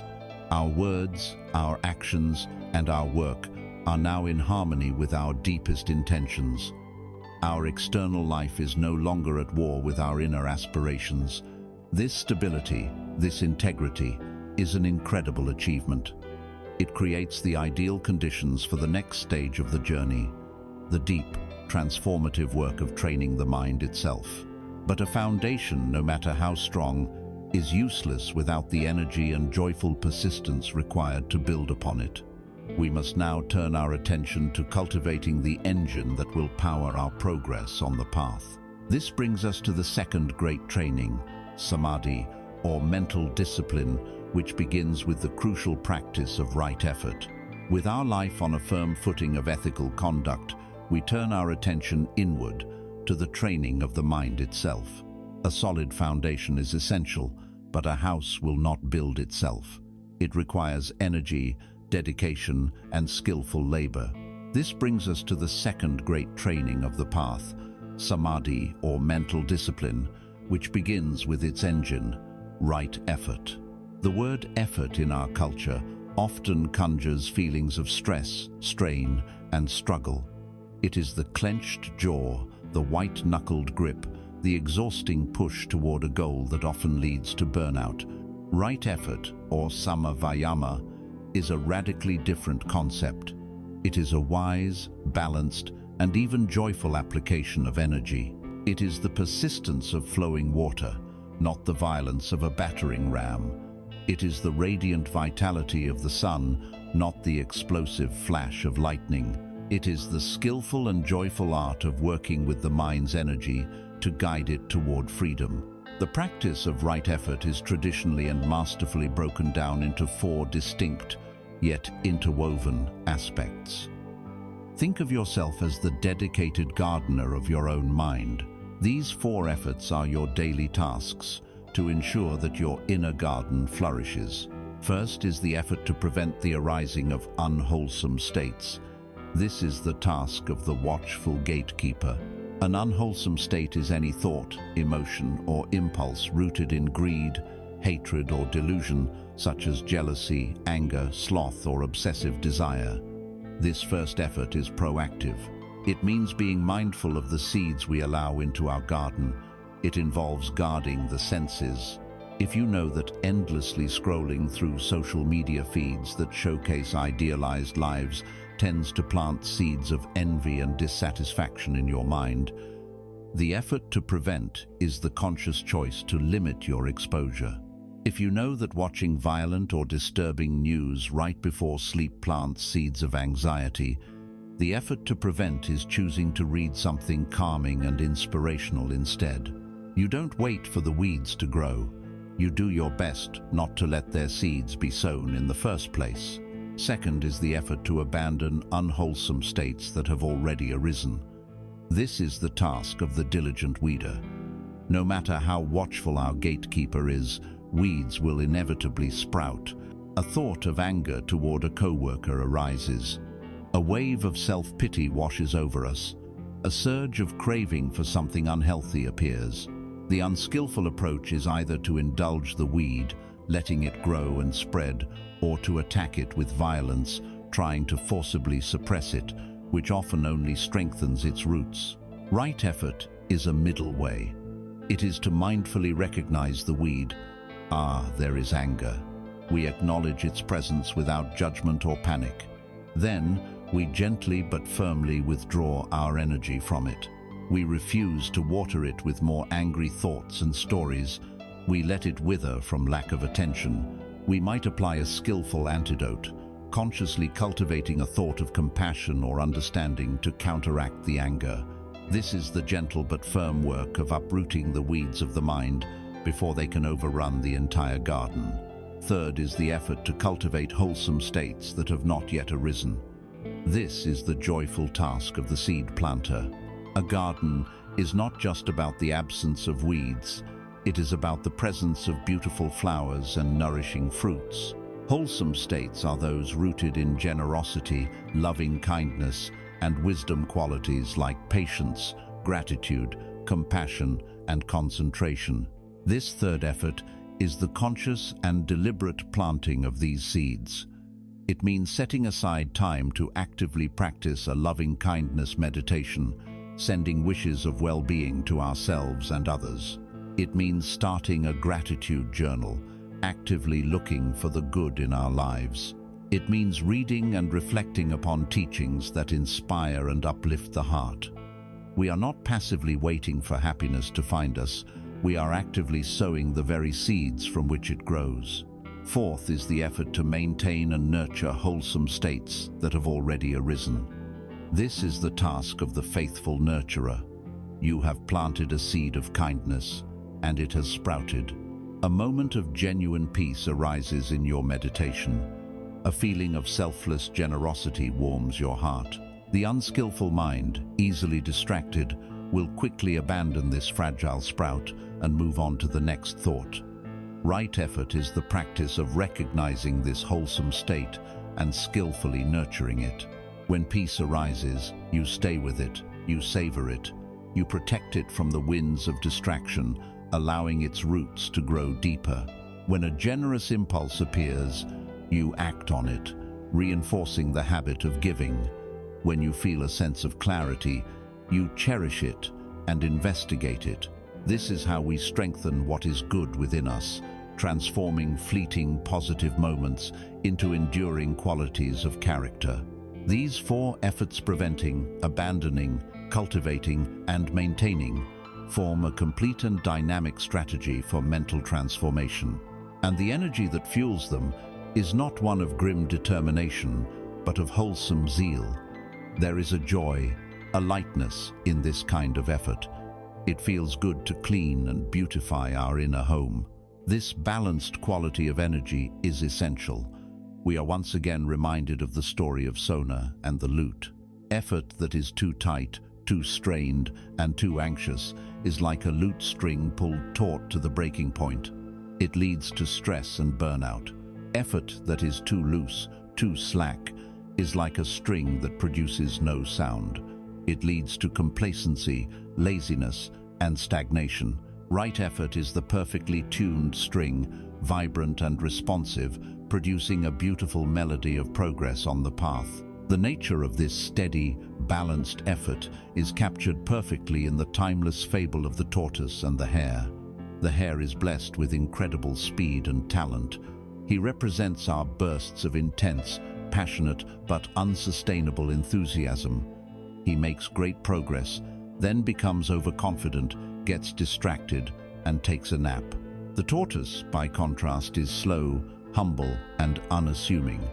But he possesses one supreme quality: persistence. He takes one steady step after another, never stopping, his eyes fixed on the goal.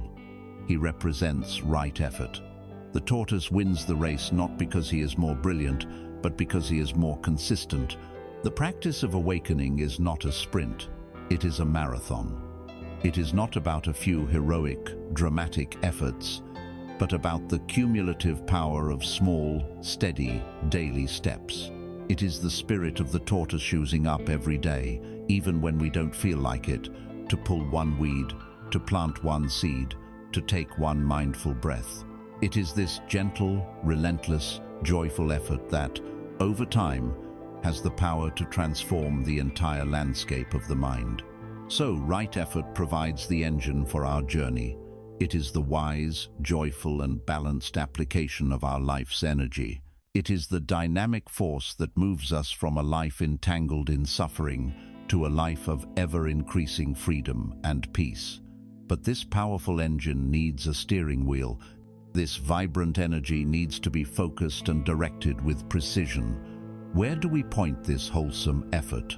We point it toward the cultivation of a clear, stable, and non-judgmental awareness of our own experience as it unfolds, moment by moment. We now have the energy to practice. Next, we must learn how to pay attention. This brings us to the very heart of mental training, the cornerstone of the practice, the cultivation of right mindfulness. With the engine of right effort, we have generated the wise, balanced energy needed to travel the path. We have the will and the vitality to engage in the work of liberation. But energy without focus is chaotic and ineffective. A powerful river, when allowed to disperse across a wide plain, becomes a shallow, listless swamp. But when that same river is channeled into a narrow gorge, its power becomes immense, capable of carving through solid rock. The seventh limb of the path, right mindfulness or samasati, is the practice of channeling our energy.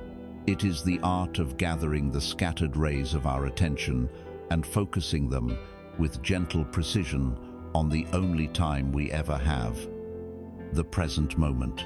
Mindfulness is perhaps the most well-known and also the most misunderstood of all Buddhist concepts. There is a common misconception that mindfulness is about emptying the mind, about forcing our thoughts to stop. This is not only impossible, but the attempt to do so only creates more tension and frustration. Mindfulness is not about stopping the flow of the mental river. It is about learning to sit calmly on the riverbank and watch it flow by without being swept away. It is the simple yet profound act of paying attention on purpose, in the present moment, without judgment. It is the art of waking up to our lives as they are actually happening. To guide this practice, the teachings outline 4 foundations of mindfulness, 4 primary landscapes of our experience to which we can apply our awareness. The first is mindfulness of the body.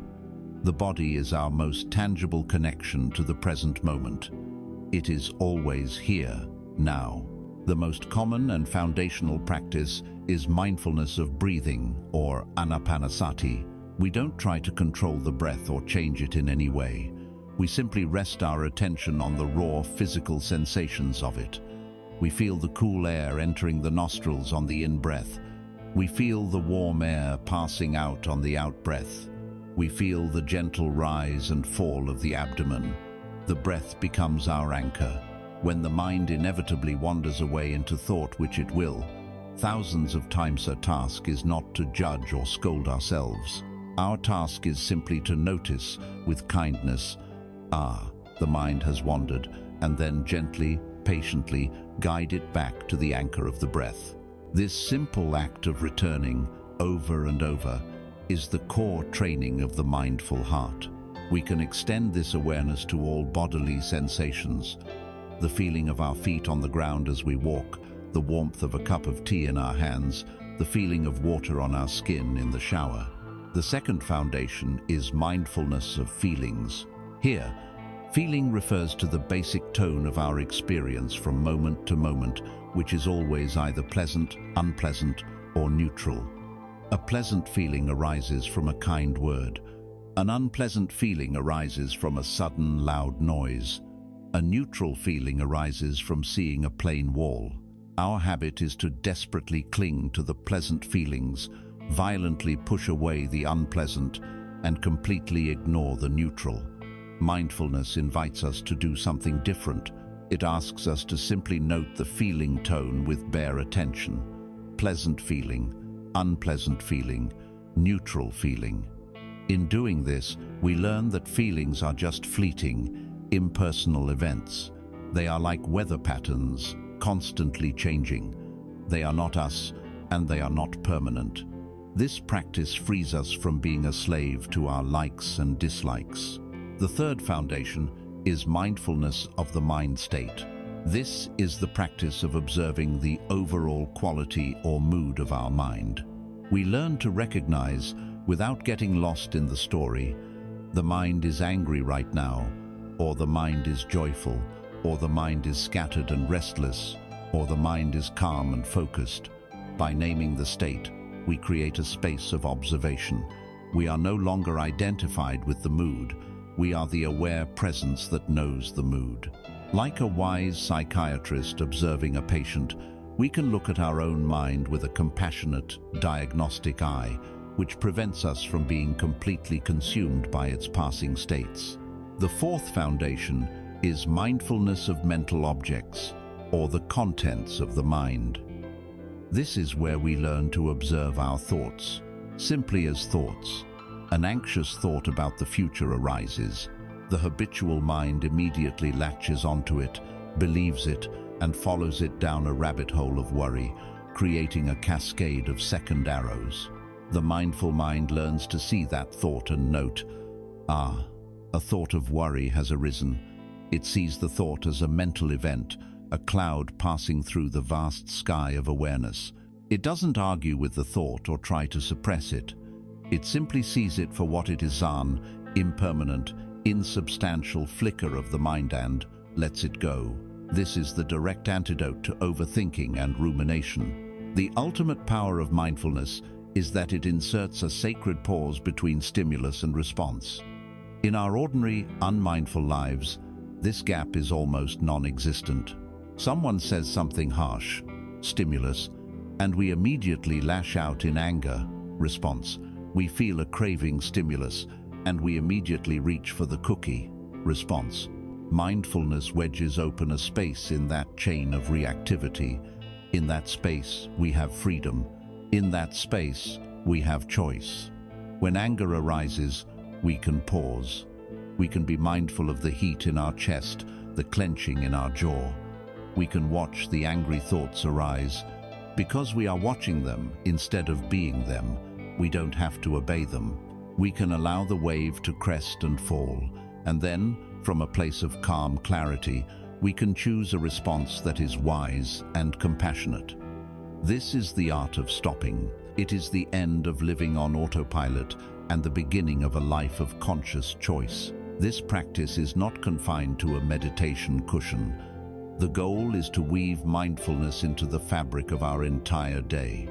When we eat, we can practice mindful eating, truly tasting each bite, noticing the flavors and textures, feeling gratitude for the food that nourishes us. When we listen to someone, we can practice mindful listening, giving them our full, undivided attention, instead of formulating our reply while they are still speaking. Every mundane activity, washing the dishes, taking a walk, waiting in line, becomes an opportunity to come home to the present moment. There is a powerful Zen story that illustrates the profound gift of mindfulness. A man is being chased by a ferocious tiger. He runs as fast as he can until he comes to the edge of a cliff. With no other choice, he grabs hold of a thick vine and swings himself down over the edge. As he hangs there, he looks up and sees the snarling tiger at the top of the cliff. He looks down and sees another tiger waiting for him on the ground below. His life is hanging by a thread. To make matters worse, two small mice, one white and one black, appear and begin to gnaw on the vine he is holding. He knows that soon the vine of his life will snap. In this moment of utter peril, trapped between the past he is fleeing and the future that awaits him, with the relentless passage of time, the day and the night mice eating away at his present, he notices something. Growing out of the cliff face, right next to him, is a small wild strawberry, perfectly ripe and red. He looks at the tiger above, the tiger below, and the mice on the vine. Then he looks at the strawberry. He reaches out his free hand, picks the strawberry, puts it in his mouth, and savors it. How sweet it tasted. We are all this man. We are chased by the tigers of our past regrets and fears, and we face the waiting tigers of our future anxieties and death. The mice of day and night are constantly gnawing away at our time. Yet, even in this precarious condition, the present moment always offers a strawberry. It offers the taste of our breath, the warmth of the sun, the sound of a bird, the feeling of being alive. Mindfulness is the art of tasting the strawberry. It is the practice of finding the richness of life that is available only and always in the here and now. When we apply our joyful effort to this practice of returning, again and again, to the present moment, the mind naturally begins to change. The frantic, scattered energy begins to gather and unify. The muddy water of our thoughts begins to settle, revealing a deep clarity. This natural unification and stabilization of the mind is the next and final stage of mental discipline, the cultivation of right concentration. With our energy wisely directed through right effort, and our awareness anchored in the present moment through right mindfulness, we arrive at the culmination of the training in mental discipline. This is right concentration, or sama samadhi. If mindfulness is the act of repeatedly and gently bringing our attention back to a single point, concentration is the state that arises when the attention stays there. It is the mind's ability to become unified, to rest upon a single object without distraction. If our ordinary, scattered mind is like the diffuse, gentle light of the sun spread across the landscape, then a concentrated mind is like that same sunlight focused through a magnifying glass into a single, brilliant point of intense energy, capable of igniting the fire of true wisdom. It is essential to understand that right concentration is not something we achieve through force. We cannot command the mind, "Be concentrated now," with any lasting success. Such an attempt would be a form of violence, creating more tension and struggle. Rather, right concentration is the natural and beautiful fruit that grows upon the tree of a well-cultivated path. When our lives are grounded in the integrity of ethical conduct, the mind is naturally free from the agitation of guilt and remorse. When we apply the balanced energy of right effort, we have the stamina to practice diligently. When we cultivate right mindfulness, we are gently training the mind, over and over again, to let go of distraction and come home to the present. As we continue this gentle training, the mind, of its own accord, begins to settle. Imagine holding a glass of water taken from a muddy pond. It is filled with dirt and sediment, and the water is opaque. You cannot see through it. This is a perfect metaphor for our ordinary, agitated mind clouded by worries, desires, and judgments. If you try to force the mud out, you will only stir it up more. The skillful approach is to simply place the glass on a stable surface and leave it perfectly still. You stop shaking it. This is the practice of mindfulness. And what happens naturally, without any further effort? The heavy particles of mud and silt begin to settle. Slowly, patiently, they drift to the bottom, leaving the water above them increasingly clear, calm, and transparent. A mind in a state of right concentration is like this clear water. It is only in this profound state of inner stillness and clarity that we can hope to see the true nature of reality, to see things just as they are. As concentration deepens, a profound shift occurs in our experience. The endless inner chatter, the monkey mind that constantly leaps from thought to thought, finally grows quiet. The internal war between conflicting desires and fears calls a truce. A sense of unification arises, as if all the scattered parts of ourselves have finally come together in harmony. This state is often accompanied by powerful feelings of well-being. A sense of ease and lightness can pervade the body. A deep and joyful interest in the object of meditation can arise, followed by a profound sense of bliss and a deep, abiding peacefulness. In the traditional texts, these progressively deeper levels of absorption are called the jhanas. It is not necessary to understand their technical details, but it is helpful to know that the mind, when trained, has a natural capacity for a depth of peace and bliss far greater than anything that can be found in fleeting sensory pleasures. Bhutan. This is the most critical point. The purpose of right concentration in the Buddhist path is not to escape into these blissful states. It is not a spiritual bypass or a holiday from the difficulties of life. To use concentration merely as a tranquilizer would be to miss its true power and purpose entirely. The real reason we sharpen the knife of the mind is so that we can use it to cut through our delusions. The purpose of forging a mind that is calm, stable, unified, and powerful is to then turn that mind to the investigation of experience itself. A concentrated mind is like a high-powered laser. It has the ability to penetrate the surface of reality and see directly into its fundamental characteristics. With this powerful tool, we can see for ourselves the truth of anicca, the relentless change in all things. We can feel the truth of dukkha, the subtle unsatisfactoriness underlying even the most pleasant states. And we can directly realize the profound truth of anatta, the selfless, interconnected nature of all phenomena. Concentration creates the optimal laboratory conditions for wisdom to be born. There is no more perfect image for a concentrated mind than that of a candle flame in a completely windless room. In a room with drafts, the flame flickers wildly. It sputters, it bends, it gives off a smoky, unsteady light. It is weak and unreliable. This is our ordinary, distracted mind, constantly buffeted by the winds of sensory input, thoughts, and emotions. But when the doors and windows are closed, when the air becomes perfectly still, the flame changes. It rises in a straight, unwavering column of light. It burns brightly, powerfully, and without the slightest flicker. It illuminates its surroundings with a clear, steady, and dependable radiance. This is a mind established in Sama Samadhi. It is not blown about by the passing winds of praise and blame, gain and loss, pleasure and pain. It is stable, self-luminous, and possesses the power to cast the light of wisdom into the darkest, most hidden corners of our hearts.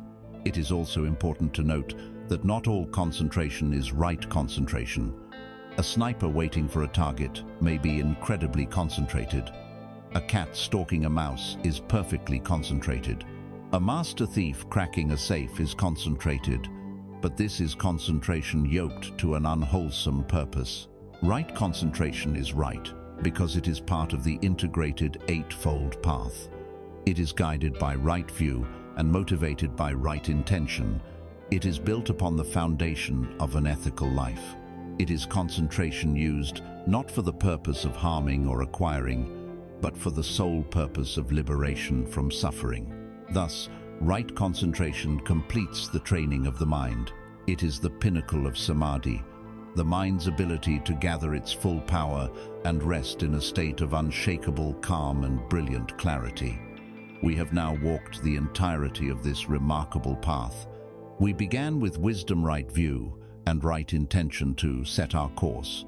We then established the foundation of ethical conduct, right speech, right action, and right livelihood to bring integrity to our outer lives. And finally, we have undertaken the inner training of mental discipline, right effort, right mindfulness, and right concentration to tame and unify the mind itself. We have the complete map, the full set of tools for the journey. But what is the fuel that makes this whole enterprise a living, breathing reality? What is the supreme emotional quality that must animate every step of the path, turning it from a dry, technical exercise into a warm and transformative embrace of all life? We must now turn our full attention to the explicit cultivation of a boundless heart, beginning with the practice of loving kindness.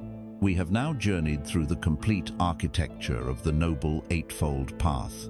We have the compass of wisdom to guide our way, the foundation of ethical conduct to support our steps, and the toolkit of mental discipline to forge a mind that is strong, clear, and focused. It is a perfect and complete system for deconstructing suffering and cultivating freedom. But a house, no matter how perfectly designed, is just an empty shell without the warmth of a hearth at its center.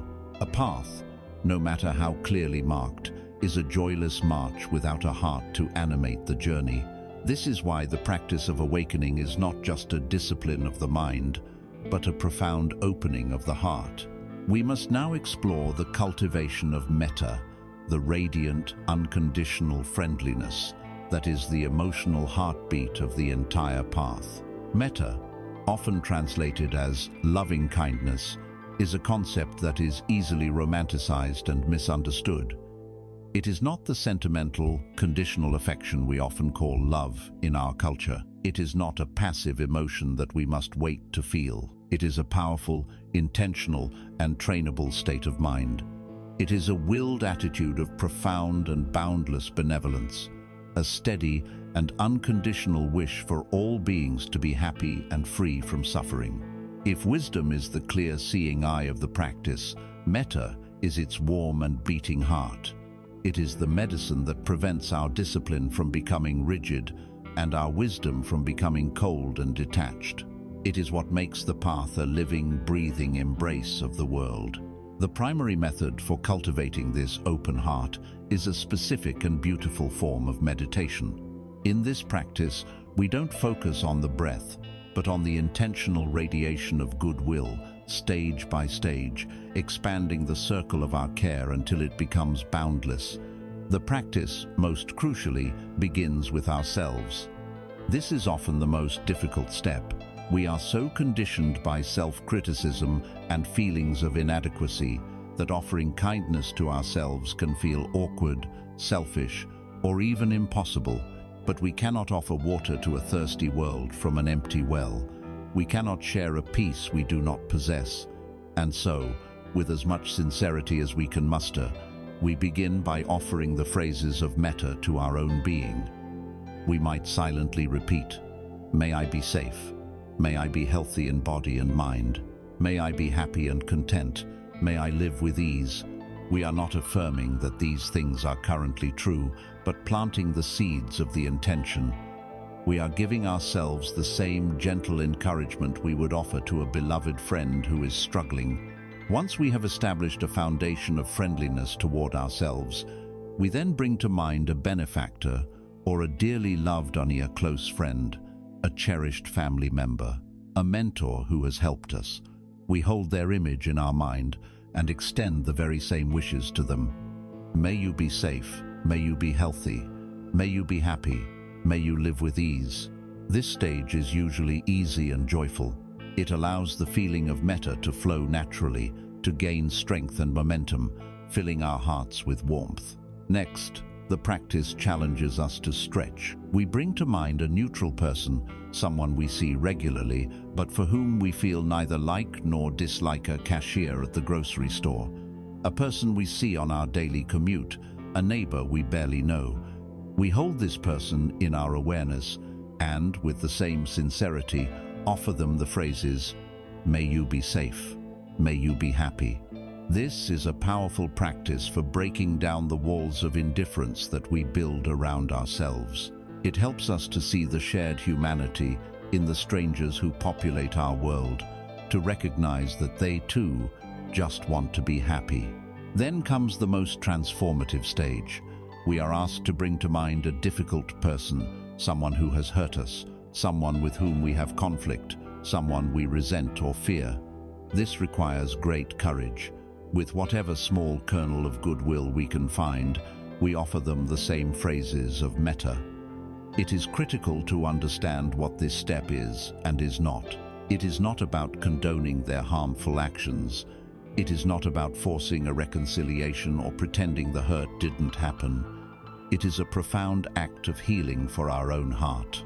Holding on to hatred, as the Buddha said, is like grasping a hot coal with the intent of throwing it at someone else. You are the one who gets burned. By offering metta to a difficult person, we are making the conscious choice to put down the hot coal. We are freeing ourselves from the prison of our own resentment. Finally, having worked through these specific stages, we allow the feeling of metta to become boundless. We radiate it out from our heart in all directions: front, back, left, right, above, and below. We extend it to all beings, without distinction and without exception, to friends, to enemies, to neutral people, to humans, to animals, to beings near and far, seen and unseen. We cultivate the unshakable wish: may all beings everywhere be safe. May all beings be happy. May all beings be free. This practice is the supreme antidote to the poisons of the mind. Anger and hatred cannot coexist in a heart filled with metta. One will inevitably displace the other. It is like pouring cool, clear water onto a burning fire. Fear, which so often stems from a sense of alienation and vulnerability, is soothed by the feeling of profound connection and friendliness that metta cultivates. A friendly world is naturally a less frightening one. Furthermore, The practice systematically undermines the ego's central project of maintaining a rigid separation between self and other, us and them. It is a direct, experiential training in seeing our profound interconnectedness. The power of this boundless friendliness is illustrated in a dramatic story from the life of the Buddha. The Buddha's cousin, a rival named Devadatta, was consumed with jealousy and plotted to have him killed. His plan was to use a notoriously fierce and powerful elephant named Nalagiri. Devadatta had the elephant's keepers feed it intoxicants until it was in a drunken, murderous rage. Then, they released it onto the narrow street where the Buddha was calmly walking. A wave of panic swept through the crowd. People screamed and ran for their lives. The Buddha's faithful attendant, Ananda, in an act of devotion, ran and stood in front of the Buddha to shield him. The Buddha gently told him to step aside. He did not run. He did not prepare to fight. He did not show a flicker of fear. He simply stood still, his heart completely open, and radiated a powerful, silent wave of pure, loving kindness toward the charging beast. The enraged elephant, thundering down the street, entered the field of the Buddha's metta. A strange thing happened. The elephant slowed its charge. Its trumpeting rage subsided. Its eyes softened. It came to a halt before the Buddha, lowered its massive head, and allowed the Buddha to gently stroke its forehead, completely tamed. This story is a profound allegory. The raging elephant is our own untamed anger. It is the rage we encounter in others. It is the fear, the greed, and the violence of the world. The lesson is that we cannot conquer these forces with more aggression. We cannot fight fire with fire. The only power that can truly and lastingly tame the raging heart is the fearless, unconditional, and boundless power of metta. Loving kindness is not a footnote to the path. It is its lifeblood. It softens our own hearts, making us more receptive to wisdom. It protects us from the hardening effects of despair and cynicism. It turns a solitary path of self-development into a journey of profound connection with all of life. But as we extend this boundless heart to all beings, we must not forget the being we are with every single moment. We may learn to feel compassion for a sworn enemy, but what happens when we, ourselves, are the ones who make a mistake? What happens when we fall short of our own ideals? To make this practice truly whole and sustainable, we must learn to turn this same powerful medicine of loving kindness back upon ourselves.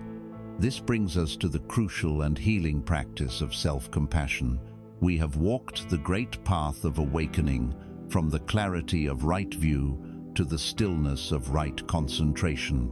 We have learned to open our hearts with the boundless, unconditional friendliness of metta, extending a wish for happiness to all beings without exception. It is a beautiful and noble practice, but a great and hidden challenge often remains. It is easy to offer compassion to a friend. With practice, it becomes possible to offer it to a neutral person, and even, with great effort, to a difficult person.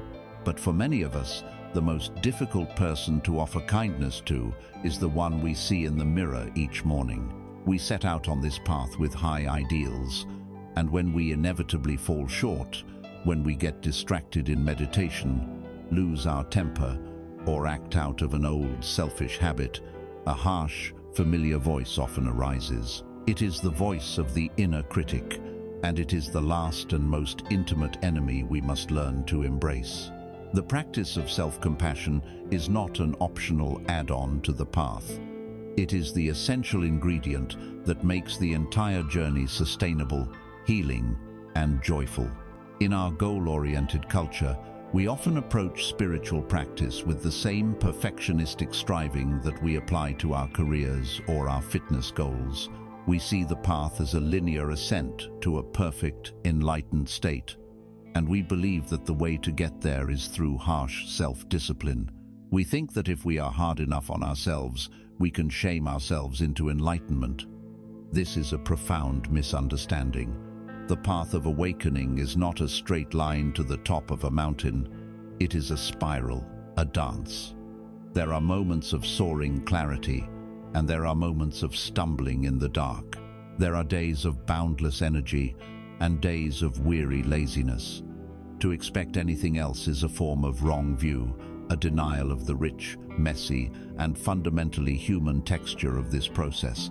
When we stumble, when we fail to live up to our own aspirations, the first arrow of the event itself strikes us. The pain of the mistake is real. But it is the second arrow, the one fired by our own inner critic, that does the real damage.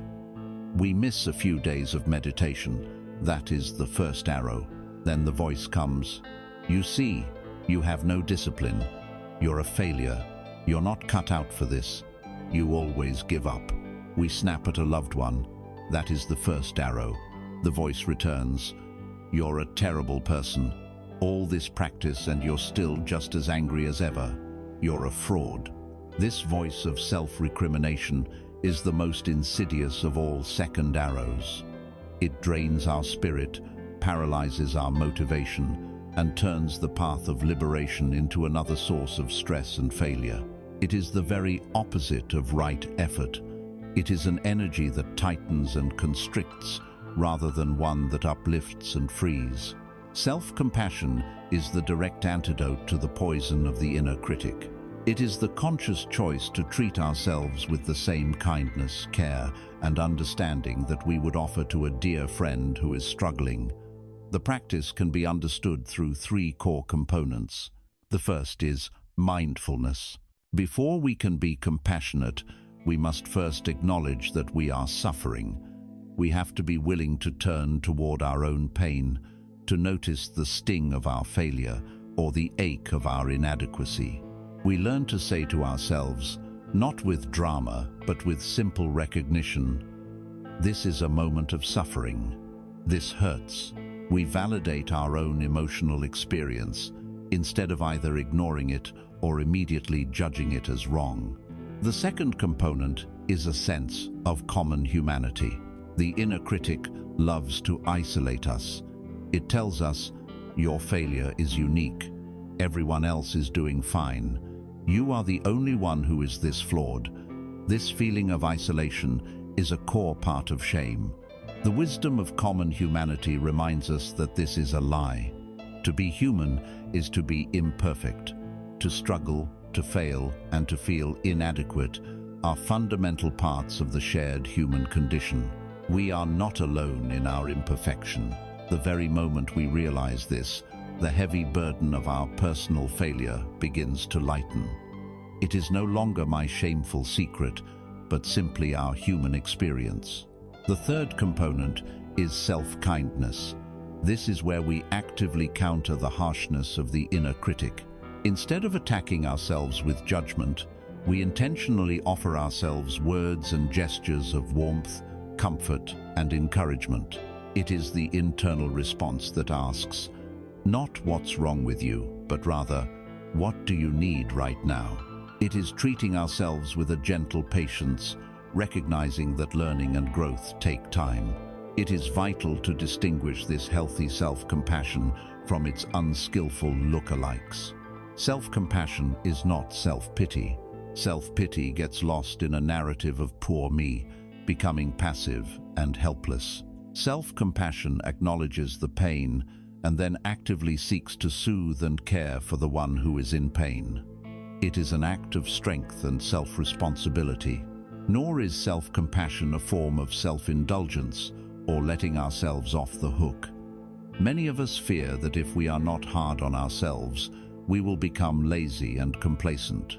But in fact, the opposite is true. Shame and self-criticism are terrible motivators.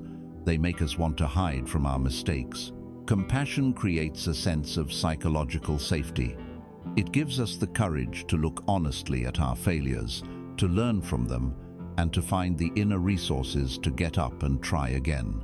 Self-compassion is the engine of resilience. The great Thai meditation master Ajahn Chah had a simple and profound way of teaching this acceptance of imperfection.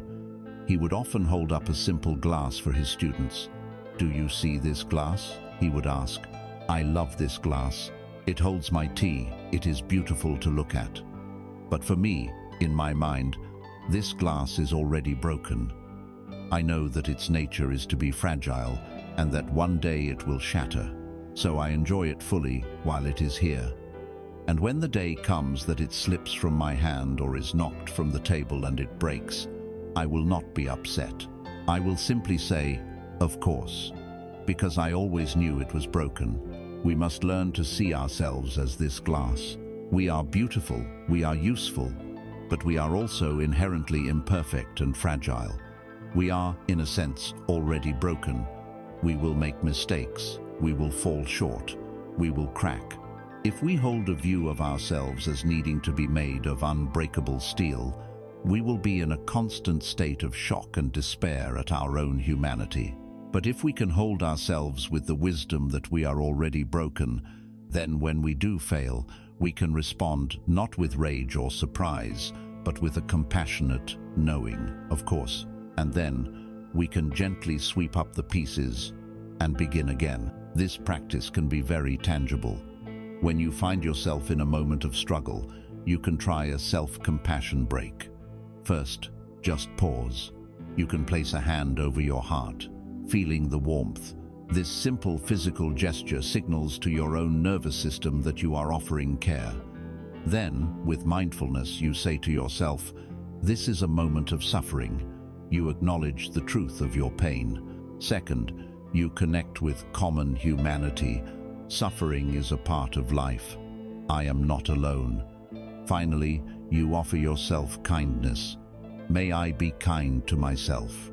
May I give myself the compassion I need in this moment. This practice of turning loving kindness and compassion inward is what allows us to endure the long and sometimes difficult journey of awakening.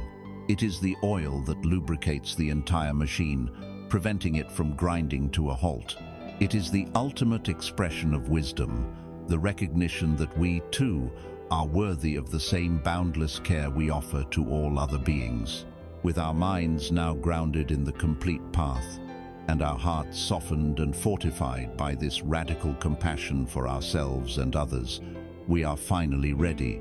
We have built our inner refuge, our place of strength. From this stable foundation, we can now turn our gaze outward and begin to apply this ancient wisdom to the unique and pressing challenges of our contemporary world, starting with the pervasive and powerful force that shapes so much of our modern lives, the seductive dream of materialism. Having journeyed through the Eightfold Path and cultivated a heart of boundless compassion, we have built an inner refuge, a place of stability and peace within ourselves.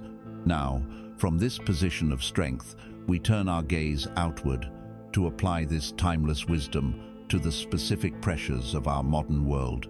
And there is perhaps no pressure more pervasive, no promise more seductive, and no source of underlying anxiety more potent in our culture than the relentless pursuit of material wealth and the religion of consumerism. Our modern world is a vast and sophisticated machine designed to manufacture discontent. The core engine of this machine is the very same force we identified earlier as the root of all suffering, tanha, the unquenchable thirst. Advertising, marketing, and social media work in perfect, relentless harmony to convince us of one fundamental lie. You are not enough as you are, but you can be if you just buy this one more thing. They create a problem. Your car is too old, your clothes are out of fashion, your life is not as exciting as this person's on your screen, and then they immediately offer you the product as the solution. This is the deliberate creation of dukkha, of dissatisfaction, for profit. It is a system that preys on our deepest insecurities and our most profound longing for happiness, and it channels that longing into the dead-end street of consumption. We become trapped in a cycle that the Buddha diagnosed 2,500 years ago. We feel a sense of lack, so we pursue a pleasant sensory experience, kama tanha, by buying something new. We feel a surge of pleasure as we acquire it. But the law of anicca, impermanence, is absolute. The thrill of the new purchase fades, the new car gets a scratch, the new clothes become just clothes. The hedonic treadmill keeps spinning, and we find ourselves back where we started, only now the thirst is even stronger, and we need a bigger, better, more expensive fix to get the same fleeting high. We also chase an identity, bhava tanha, believing that owning certain things will make us a certain kind of person, successful, sophisticated, desirable. But this identity is a fragile house of cards, dependent on the opinions of others and the ever-changing tides of trends. The pursuit of this material dream, far from leading to happiness, becomes a primary source of our stress, our debt, our anxiety, and our devastating impact on the planet. The Buddhist path offers a radical alternative. It proposes that true wealth is not found in accumulation, but in liberation. It is the cultivation of apikata, a beautiful Pali word that means contentment or having few wishes. This is not a philosophy of forced poverty or grim self-denial. It is the discovery of the profound opulence of simplicity.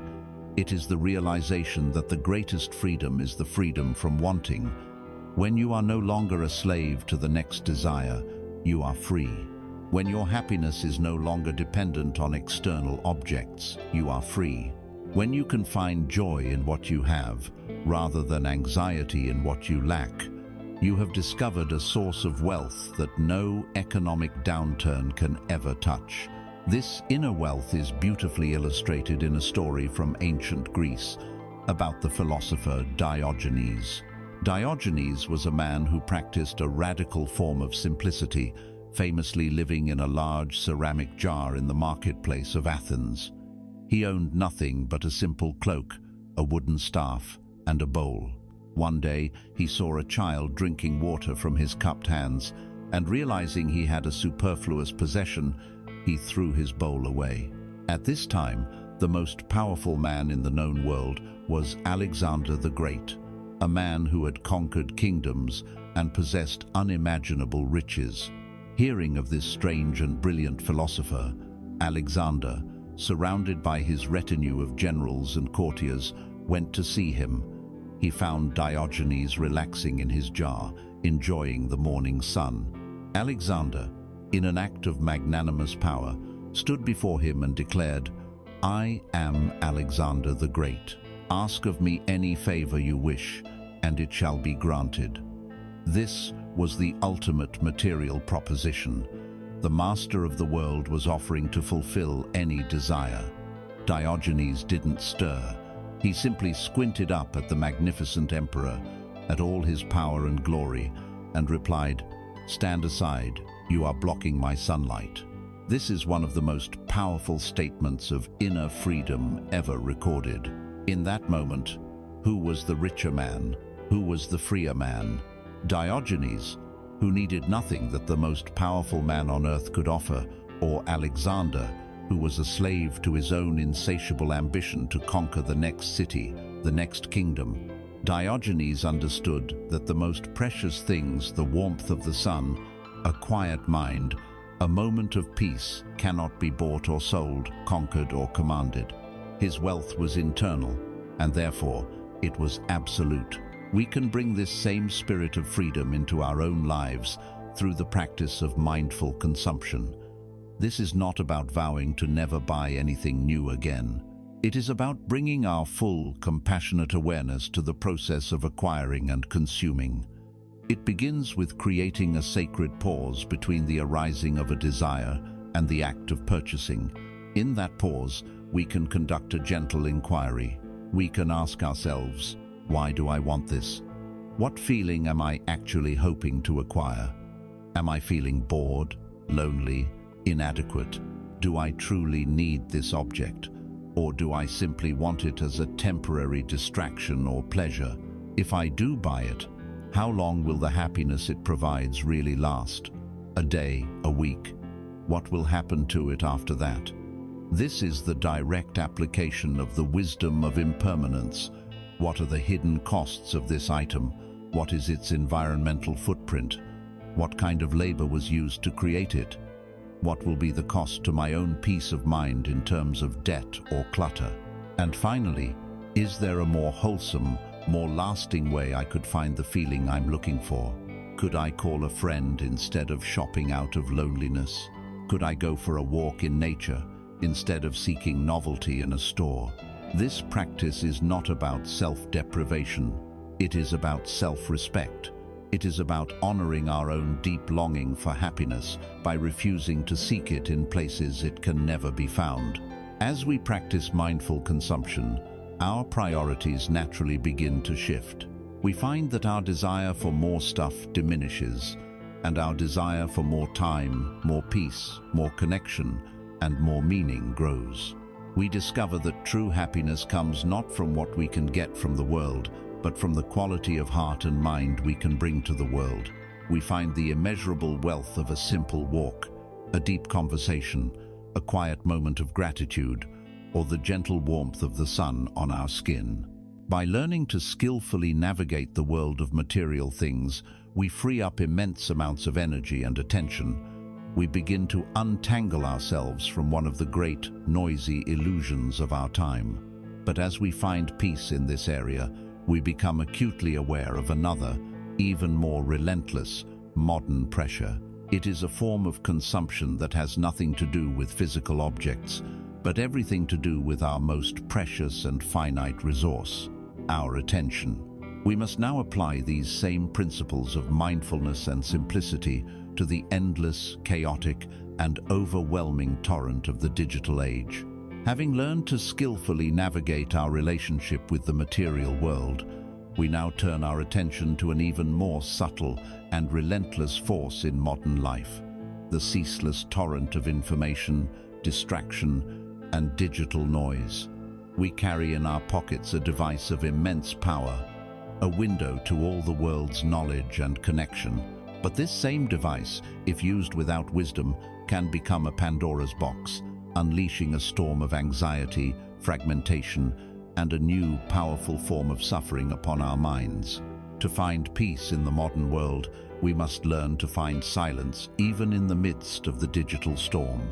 To understand how our technology affects us, we need only to look through the lens of the timeless teachings we have already explored. Our digital devices are, in essence, craving machines, expertly designed to hijack the mechanism of tanha, the thirst that drives suffering. The notification chime, the red badge indicating a new message, the infinite scroll of a social media feed, these are not neutral features. They are engineered to function like slot machines, delivering intermittent, variable rewards that hook our brains and create a compulsive need to check, to scroll, to refresh.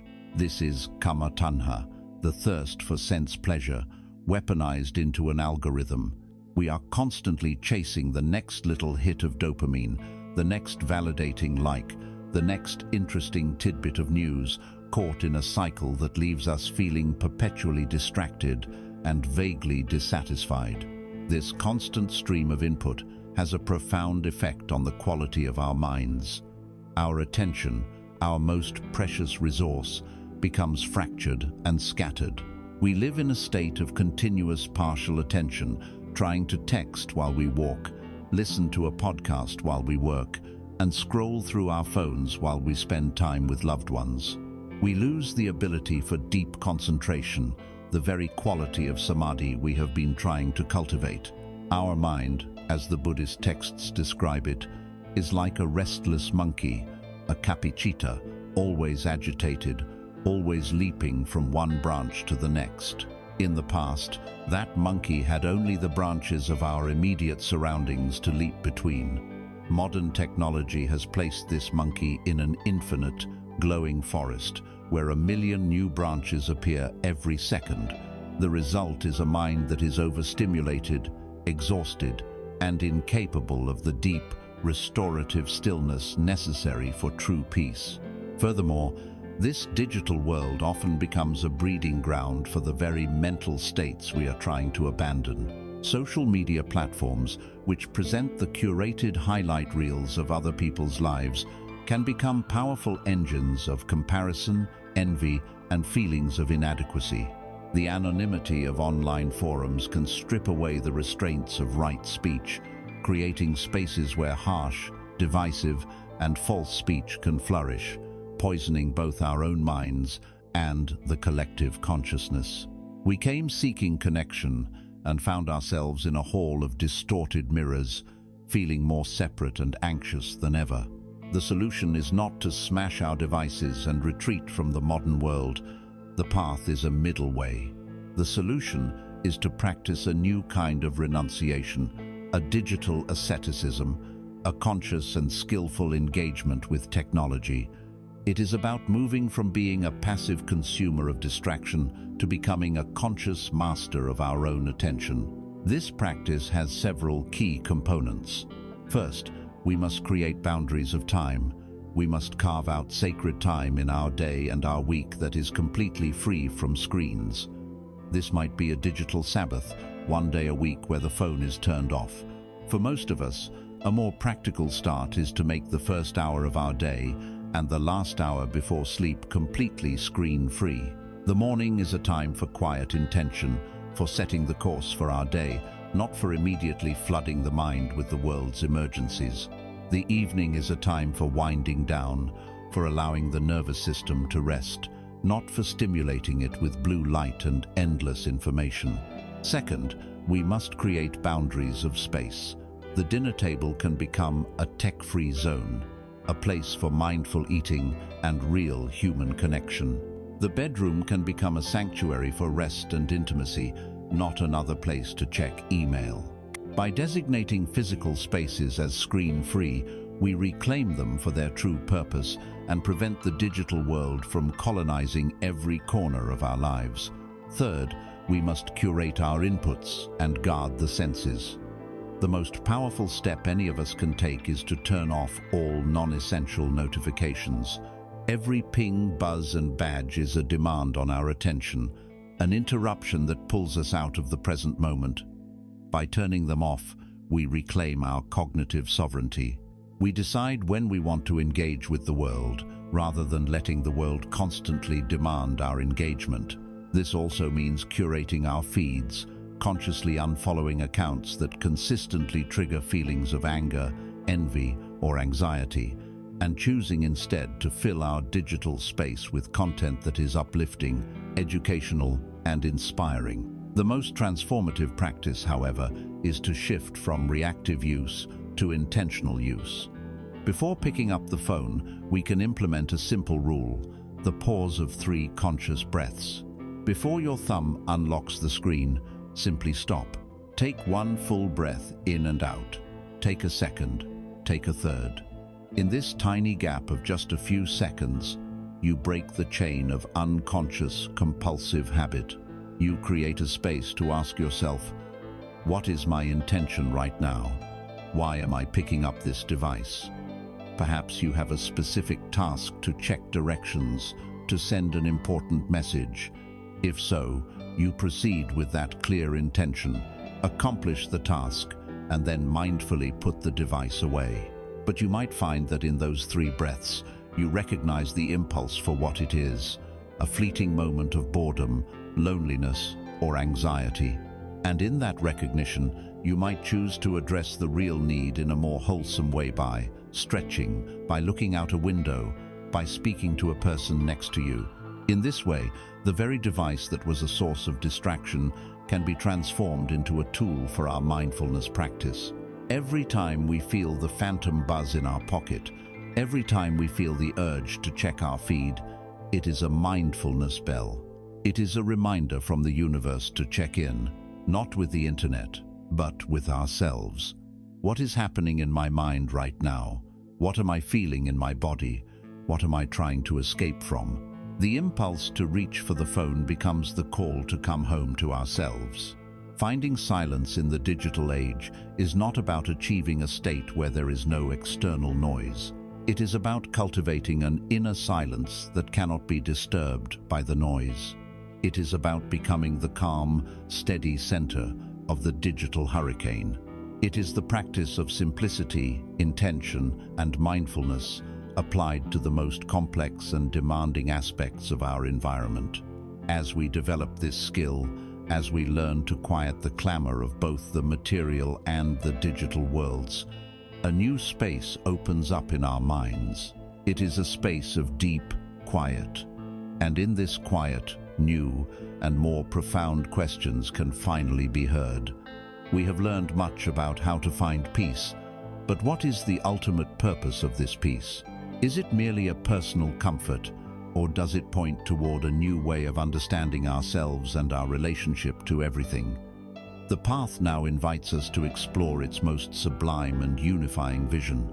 We have journeyed far. We began by honestly diagnosing the nature of our overwhelm and anxiety. We walked the entirety of the Noble Eightfold Path, building an inner life of integrity, discipline, and wisdom. We learned to soften our hearts with boundless loving kindness and the healing balm of self-compassion.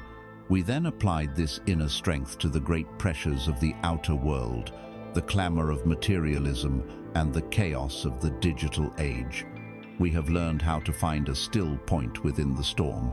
But as we rest in this newfound quiet, a deeper question may begin to stir within us. A question not of how, but of why. Why walk this path? Is the ultimate goal simply to achieve a state of personal, isolated peace? To create a comfortable, private refuge while the rest of the world continues in its turmoil? The final vista of this path opens up to reveal an answer that is far more radical, more beautiful, and more profoundly meaningful than mere personal tranquility. It is a vision that dissolves the very foundation of our loneliness. This vision is rooted in a teaching known as sunyata, or emptiness. This is perhaps the most profound and easily misunderstood concept in all of Buddhist thought. Hearing the word emptiness, our Western minds immediately imagine a cold, dark void, a meaningless nothingness. But this is the exact opposite of its true meaning. Sunyata does not mean non-existence.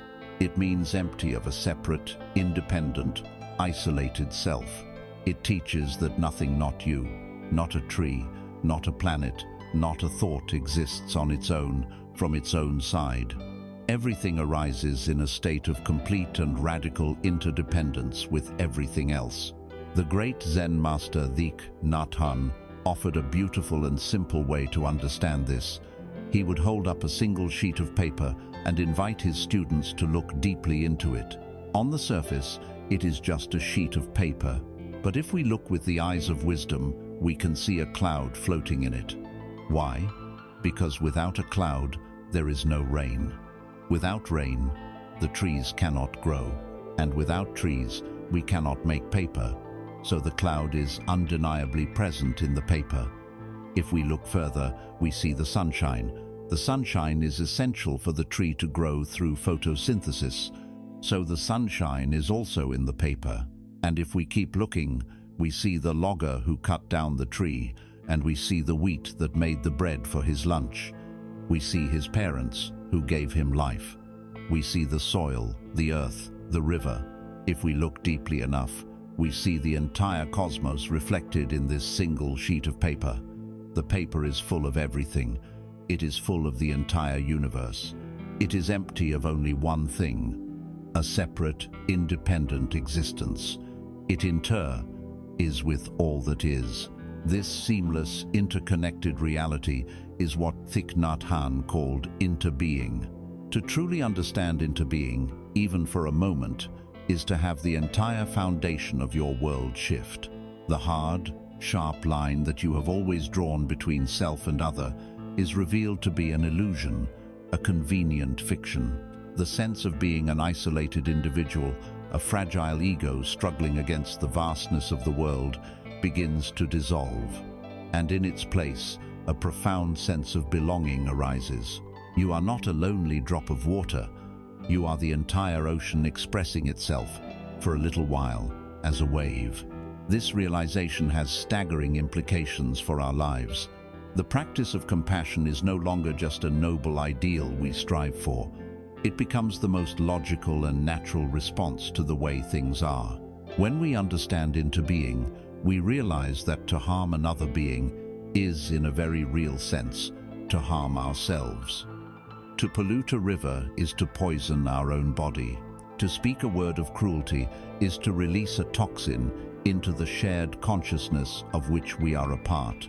Conversely, every act of kindness, every word of healing, every gesture of generosity reverberates throughout the entire web of life. Wishing for your happiness is no longer separate from wishing for my happiness.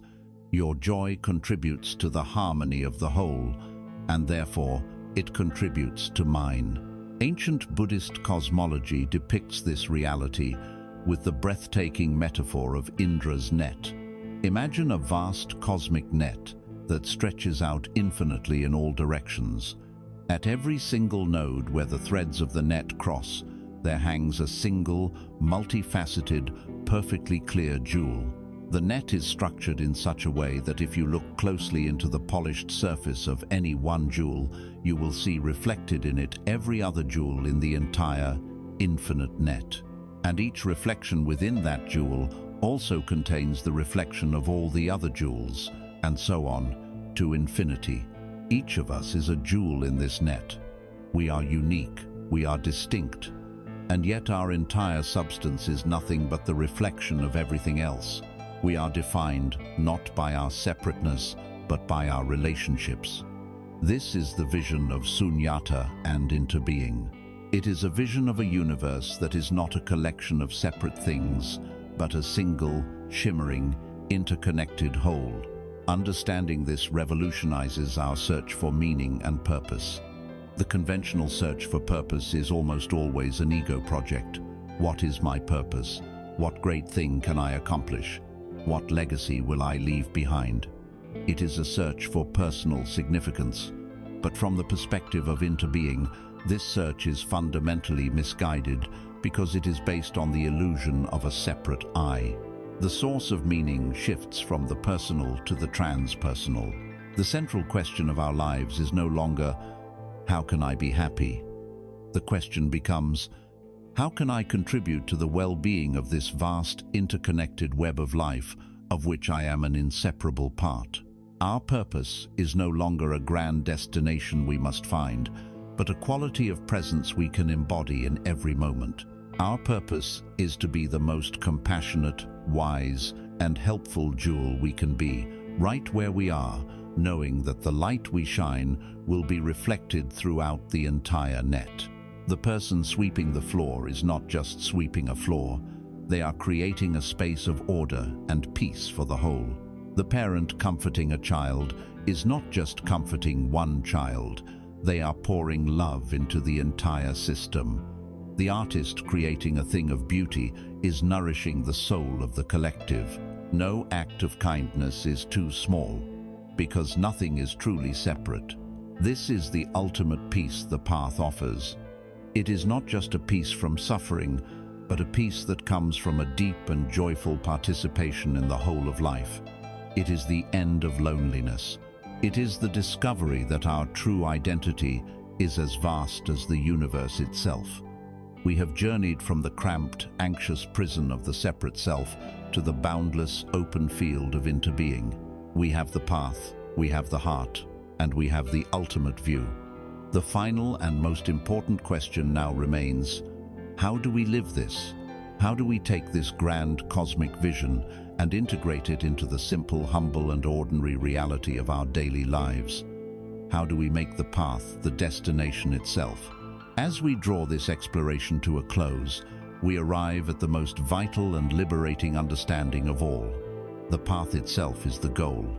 In our goal-oriented culture, we are conditioned to believe that peace, happiness, or enlightenment is a final destination, a summit to be conquered, after which the work is done. But this is an illusion.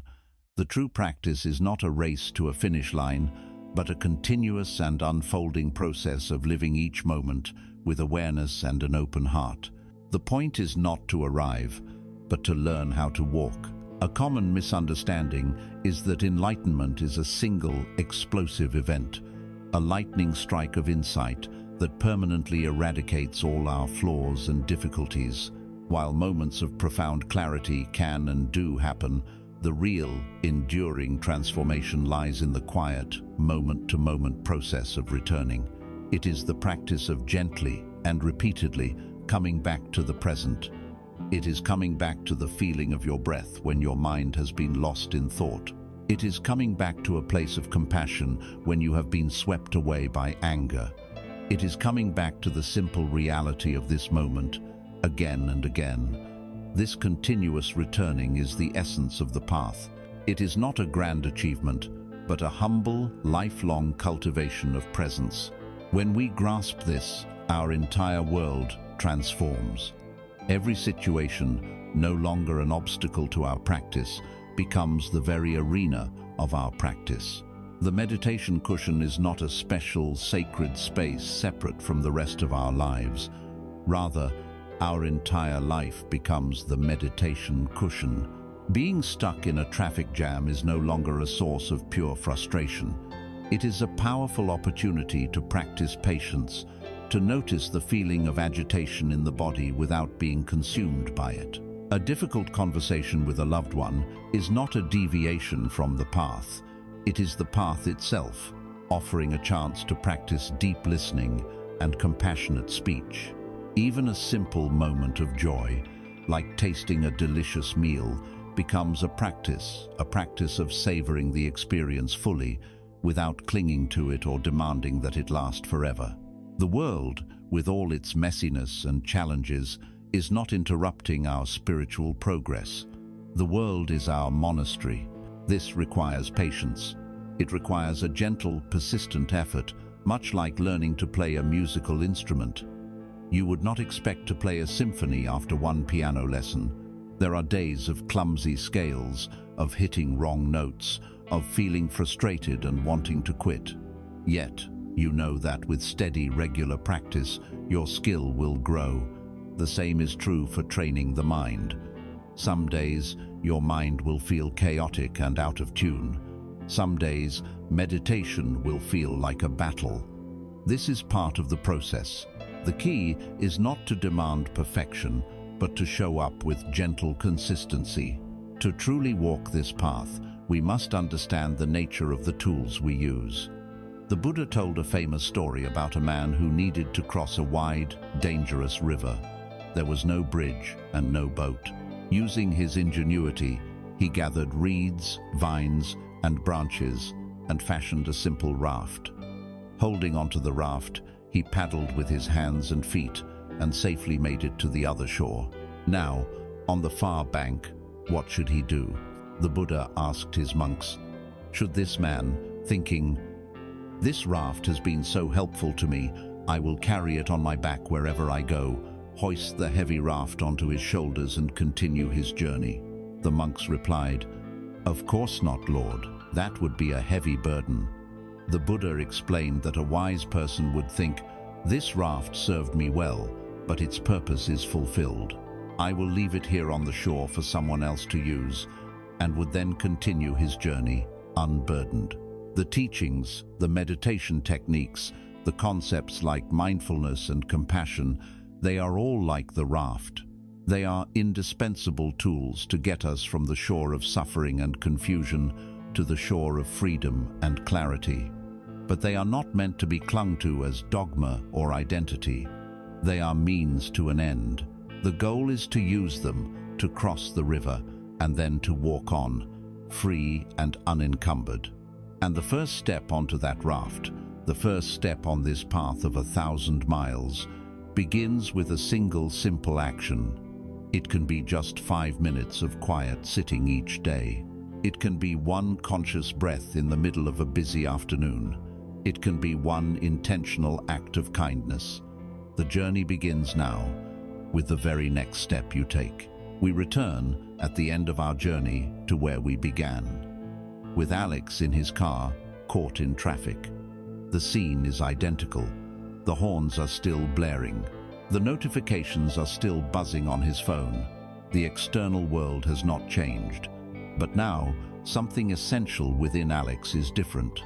The familiar wave of frustration rises, the tightening in his chest, the heat in his face. But he is no longer swept away by it. He notices it. He feels the sensation without judgment. He takes one slow, deep breath, and as he exhales, he feels a subtle release. A faint, knowing smile touches his lips. He has not escaped the chaos. He has found the still point in the center of it. This is the fruit of the journey we have taken together in this video. A journey that began by acknowledging our shared human experience of dissatisfaction, or dukkha. We looked into its cause, our deep-seated habit of craving and clinging, or tanha, and we walked the practical, noble, eightfold path of practice that leads to its cessation. The final message, then, is not that the world will stop being overwhelming. The waves will continue to come. Life will always present challenges. The message is that you can learn to surf. Peace is not the absence of noise, but the ability to find a pocket of silence right in the middle of the noise. It is not some blissful, far-off state to be achieved after years of hard work. It is a capacity, a skill, and a strength that can be cultivated right here, right now, within the laboratory of your own mind. It is the power to be present with what is, and to meet it with wisdom and grace. This is not a sermon, but an invitation. This profound wisdom has existed for thousands of years, and it belongs to no one and to everyone. It belongs to you. You have the full capacity to begin this journey of awakening. You have the inner strength to fundamentally change your relationship with your own suffering. You do not need to acquire anything you do not already have. The key to the door of inner peace has been in your hand all along. All that is required is that you have the courage to use it. So, begin, right now, with one breath.